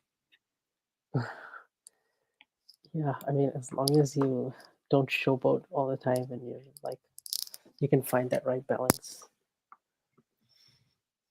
and package it into winning tennis instead of doing like going for unnecessary tweeners. Yeah, especially in a final. Mhm. You know, like early rounds, if that's kind of the person you are, like whatever, it's an early round. But in a final, it's not the time for that stuff.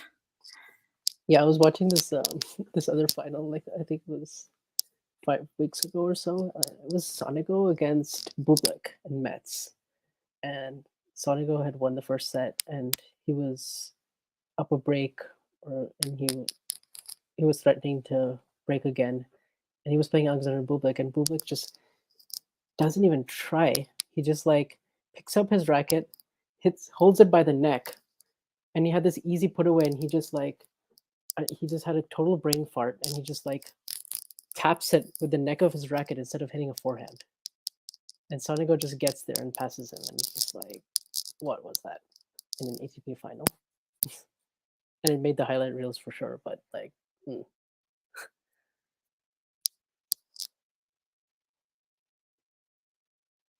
about 15.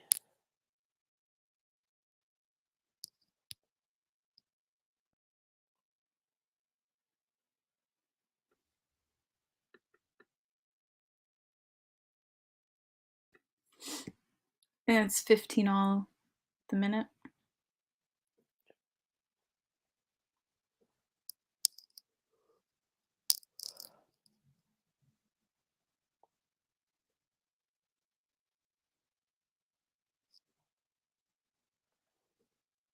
Good first serve.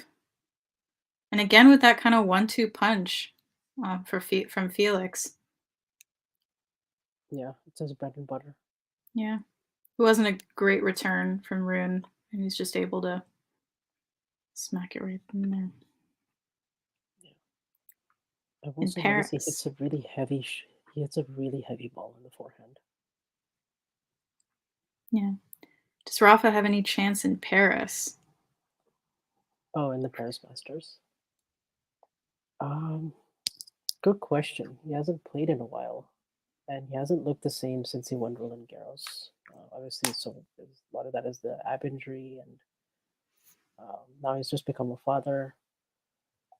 He doesn't usually do well at the Paris Masters. He's made only one final there, and that was in 2007. And a lot of the times he's either skipped it or he's gone to the semis, but I think he'd be looking to go one round further. He does have a little bit of a tricky section. And I'm not sure how healthy he is, but it would not surprise me to see a Djokovic Nadal semifinal for sure, because he's had such a good year when he's been healthy. Right. Yeah, as I haven't looked at the draw. His track record isn't so great. It's one of the few Masters 1000s he has not won.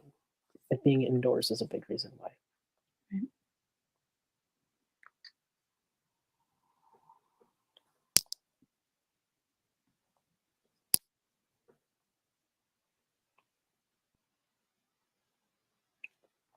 Yeah, so Nadal will play either Roberto Bautista Agut or Tommy Paul in his first round. I mean, Bautista Agut is decent on clay, and he's been playing more consistently than Nadal has in the last couple of months. He might beat Nadal. He doesn't tend to do well against Rafa. It's like 0-5, and Oh, really? He's he is better actually on faster court in general, like Wimbledon semis and Australian Open. He's made quarters. I think he's made a Masters final on hard court as well, and that was in Shanghai on a fast court. So I actually do like him on faster surfaces, just because he hits the ball really flat and very low trajectory and very patient from the baseline. He's decent on clay as well. I'd say he's pretty good on all surfaces. Actually, one of the more underrated players in his generation. Definitely. But yeah, that should be an interesting match against Tommy Paul. Yeah, I don't know about. I still haven't really figured out Tommy Paul. I don't know how well he does on clay. Yeah, I remember him playing team really tight at Roland Garros in 2019, but that was a while back. I've seen him play a lot in the North American hardcourt swing. I think he pushed Casper Ruud at the U.S. Open to 5 sets.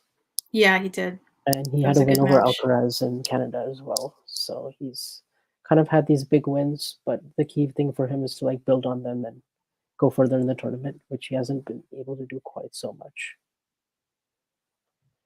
But I would say he's like around 30 in the world. He actually played Dominic Thiem this week in Vienna, and it was a really good match. But he definitely blew his chances a bit. He had some match points, and Thiem came back in the 3rd set. But enough of that. Let's go back to this match. Oh, 5-all. Yeah, 5-all, 15-30 on Rune's serve. And that's a good slice there at 15-all for Felix. Really got it low and forced Rune to go for a drop shot, which I didn't think really bad drop shot. Yeah. Really poorly executed and probably not the right shot to go for. Yeah. He's getting a bit annoyed by the crowd. Potentially. Felix guy has a break point here at 15-40. He hits a really nice but that's okay. backhand down the line that Rune just can't get to. Oh, excellent. And he just stayed put in that backhand corner and just guided it down the line for 2 break points now. Oh yeah, Rune just kicked the side of the wall there in annoyance. Yeah, I think he's frustrated here not to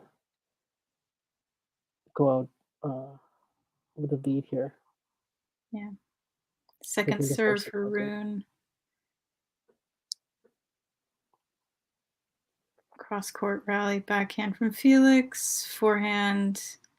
Oh, and forehand from Felix goes into the net, 30-40.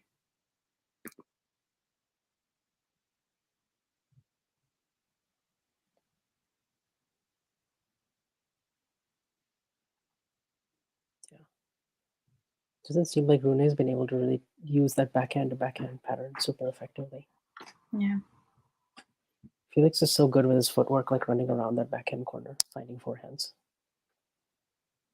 Yeah, he can't really. I don't know what weaknesses he really has. Like he can really do no wrong, in my eyes. Yeah. The thing is, when he's playing like this, he looks like such a complete player. But then he just has weeks where he's just not timing his strokes well at all, or he's just not feeling it. And that usually happens in outdoors, like when there's more sun, wind, and other variables. Sometimes I see him like spray and just make a lot of unforced errors, and not really play this kind of committed tennis. Sometimes this year he's had some inexplicable losses, but hopefully he will become a bit more consistent because he has all the tools. That's like the one thing that's just missing from him, I would say.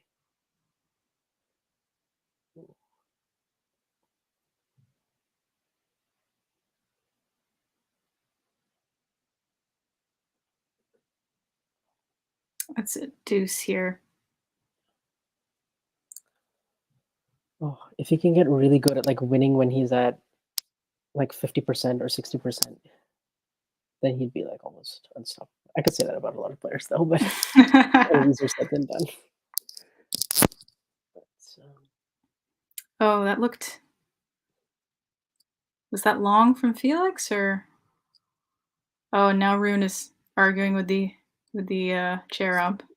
See, I think you're a point ahead of me, so I'm just watching Rally at deuce. And oh, does Rune think that was long and wasn't called out?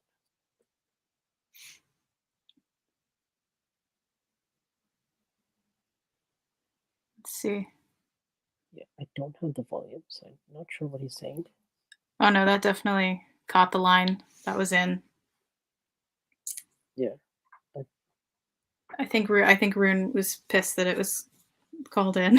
Oh, it certainly looked into me. Yeah, that was definitely on the line. Oh, he's still arguing. Oh man, just let it go, dude. I'll mute for a second to figure.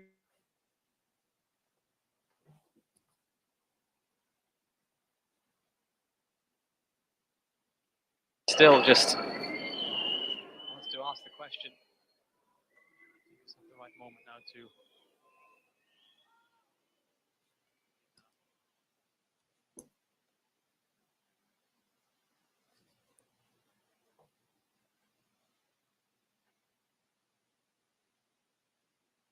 Yeah, it seems like he was pissed about that call, and the audience was booing him quite a bit for continuing to argue about it. So Felix had a break point, but we're back to deuce now.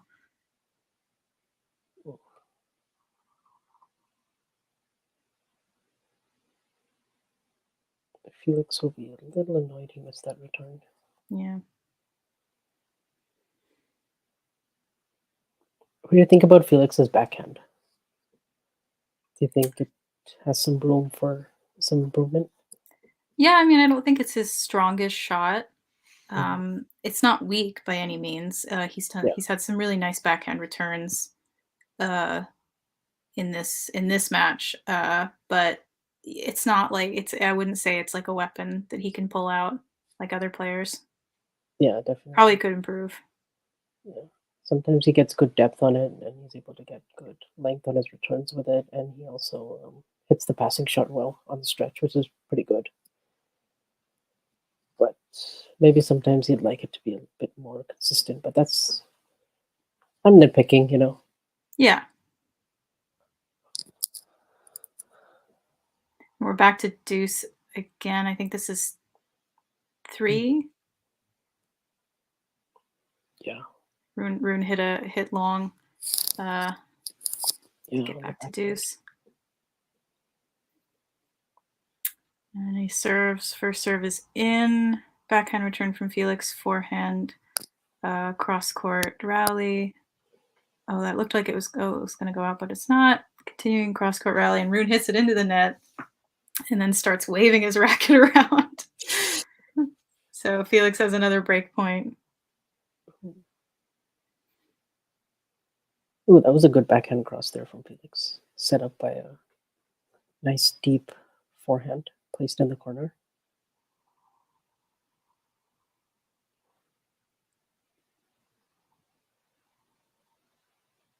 Yeah. When he's inside the court and he flattens that shot out, it's definitely more effective. Yeah. First serve from Rune. Really swiping his good back. First serve. We're in a cross court rally right now. Oh, and Rune hits it way, way out, and Felix gets the break. 6-5, serving for this match. Oh wow! And his he did not. Yeah, he did not have to do a lot there. I think he knew that Rune was going to make the mistakes. Yeah, you definitely sensed some volatility there as soon as Rune started arguing with the umpire. Yeah. And yeah, this is where all those experiences in these finals starting to pay off now for Felix. Yeah. You know, Rune is still yelling. 8 finals in a row, and then now it looks like he's ever since he got that monkey off his back winning his first one in Rotterdam. Yeah. He's looked really good in finals. So seems like Felix is pumping himself up a little bit for this game while Rune is still arguing with the ump. I want to see what they're arguing about.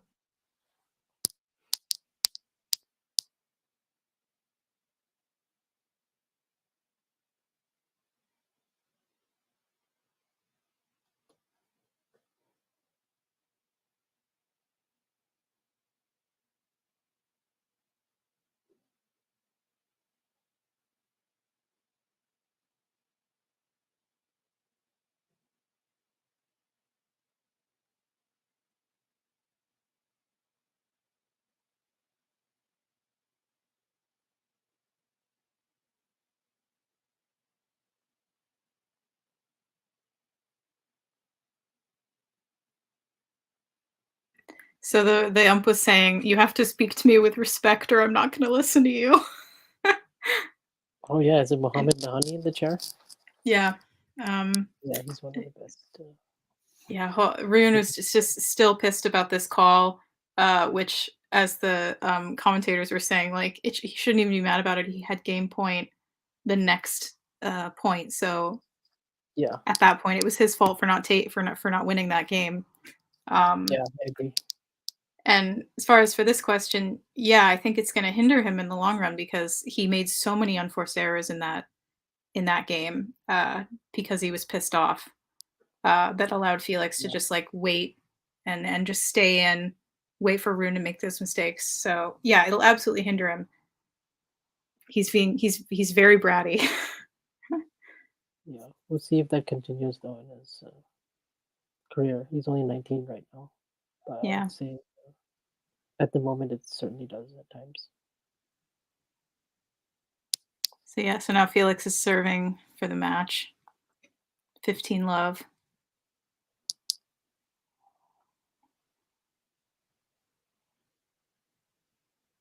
So he goes for a first serve, and it's an ace. Clutch, love it.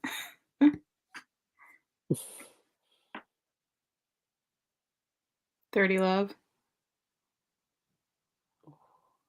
So unreadable his serve has been. Yeah.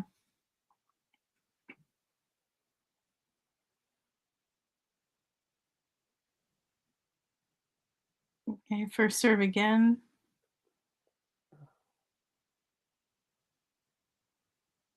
The accuracy is just deadly. Yeah. Mid rally. And he gets it on the smash. So now he's got triple match point. 40 love.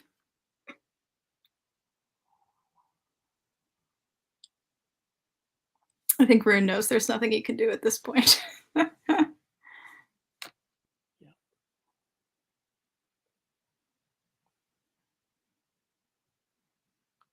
Yeah, the last 4 editions of Basel have been won by a man born on August 8th. Really? Yeah, and that's because he Interesting. shares the same birthday as Federer. Federer and my mother, actually. Oh, wow.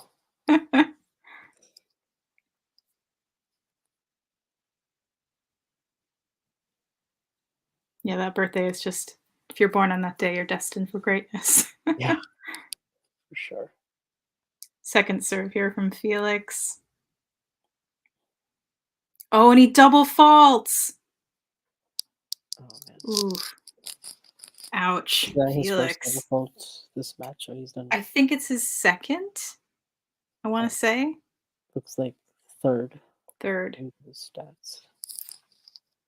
But he's Well, hit he's still 11 got 2. aces, so it's all good.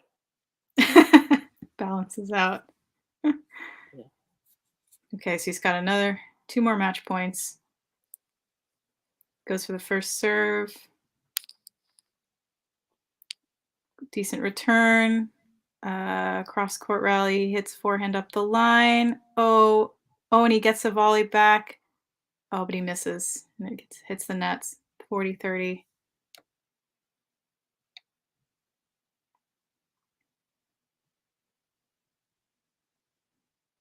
Oh, it's a nice volley on the stretch. Oh, he just missed that.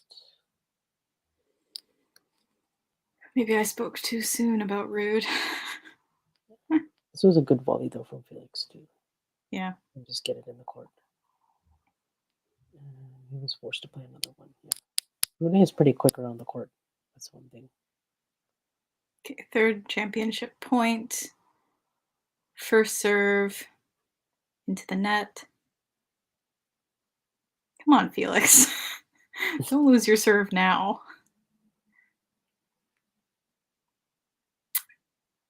Second serve.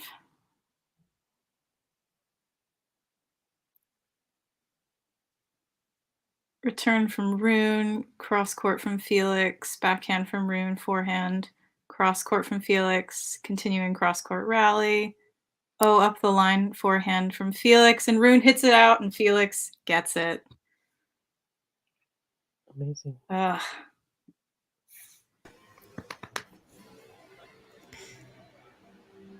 Hi, John. Hi, Isabel. Hi, Van. Thanks for seeing us through there for the last half an hour or so. That was Really good work. celebration. He's like, Yeah. falling on the floor and yeah. Look at that. He's on his back as well, having won that title. Just how much it means to him. Maybe it's the one that's meant most to him this year. I mean, he's obviously won 4 tournaments now this year. Vance, just give us some final thoughts on Felix and what he's achieved over the last 3 weeks. Yeah, he's been absolutely incredible the last 3 weeks. The focus that he's had in all of his matches, the excellent serving backed up by really good, precise first strike tennis, coming forward, weathering any sort of storm that he's had. He's had a few moments where he could have easily blipped. He could have lost his serve. You saw it in this match as well against Rune, who had 2 break points, and he would have been serving for the set. But Felix was ice cool, and he came up with big serves under pressure. And that's really been the theme of these last 3 weeks. I was worried for him there, though, with those 3 match points. I thought, hello. I mean, Rune did really, really, really well as we have a look at Patrick Moratoglu on his phone. Rune did really well to get it back to 40-30, and I did start to fear for Felix. I thought, hello. I had it already written in the banner, as you can see, that Felix beats Rune in straight sets. But I started to think I might have to edit that because I just thought for a second when he gets it back to 40-30, suddenly you're into a, let's just say, Rune was to break and you're in a tie break, but good for Felix. It needed an error in the end from Rune to win that, but as you say, Felix did just keep his head in the end. Just over to you, Isabel, before we do bring this to a close. We had 2 Canadians in the finals today, both in Vienna and, of course, in Basel, with obviously different results for the 2. Are you a fan of Shapovalov, by the way? I used to be, but not in recent years, just because of his attitude on court, his inconsistency. I just haven't been able to root for him as much. Fair enough. Just some final thoughts, though, on Felix and Canadian tennis, especially on the men's side. I mean, we've obviously got Andreescu on the women's side, but she's had a sort of a mixed couple of years, shall we say, since she won the US Open in 2019. But just some thoughts on Felix and Canadian tennis in general. I think Felix is easily the best Canadian male tennis player that they've had so far. And I think in general, no one, I don't think, expected this from Canada, to have so many impressive players at the same time. I mean, not just Andreescu, but Leylah Fernandez and that amazing run at the US Open, Shapovalov, Felix, Popsisil. Yeah, exactly. Yeah. So they've had a lot, and there's Rebecca Marino as well upcoming on the women's side. So yeah, Canadian tennis is doing really well. Yes, Milos Raonic. How could I forget Milos Raonic? Well, many of us can. Wimbledon finalist. Yeah. But I don't think anyone expected Canada to be this kind of dominant, like kind of on par with the Americans, even doing better than the Americans on the men's side, I would say. It's really impressive. I'm really excited about it. And with Felix, I was saying to Vance earlier, like, I think this coming year, 2023, is going to be a really big year for him, because it seems like he's finally got his game really well put together. So I wouldn't be surprised if I saw him get to a Grand Slam final next year. Completely agree. Listen, it's been great having you both on board for the latter stages of today. Hats off to Felix and Daniil Medvedev. Thanks to you both. Thank you, Isabel. Anytime. Great. And thank you to you as well, Vance. And I'm sure we'll be speaking again in the very near future. Take care, everybody. Bye. Thank you, John. Cheers. Bye-bye.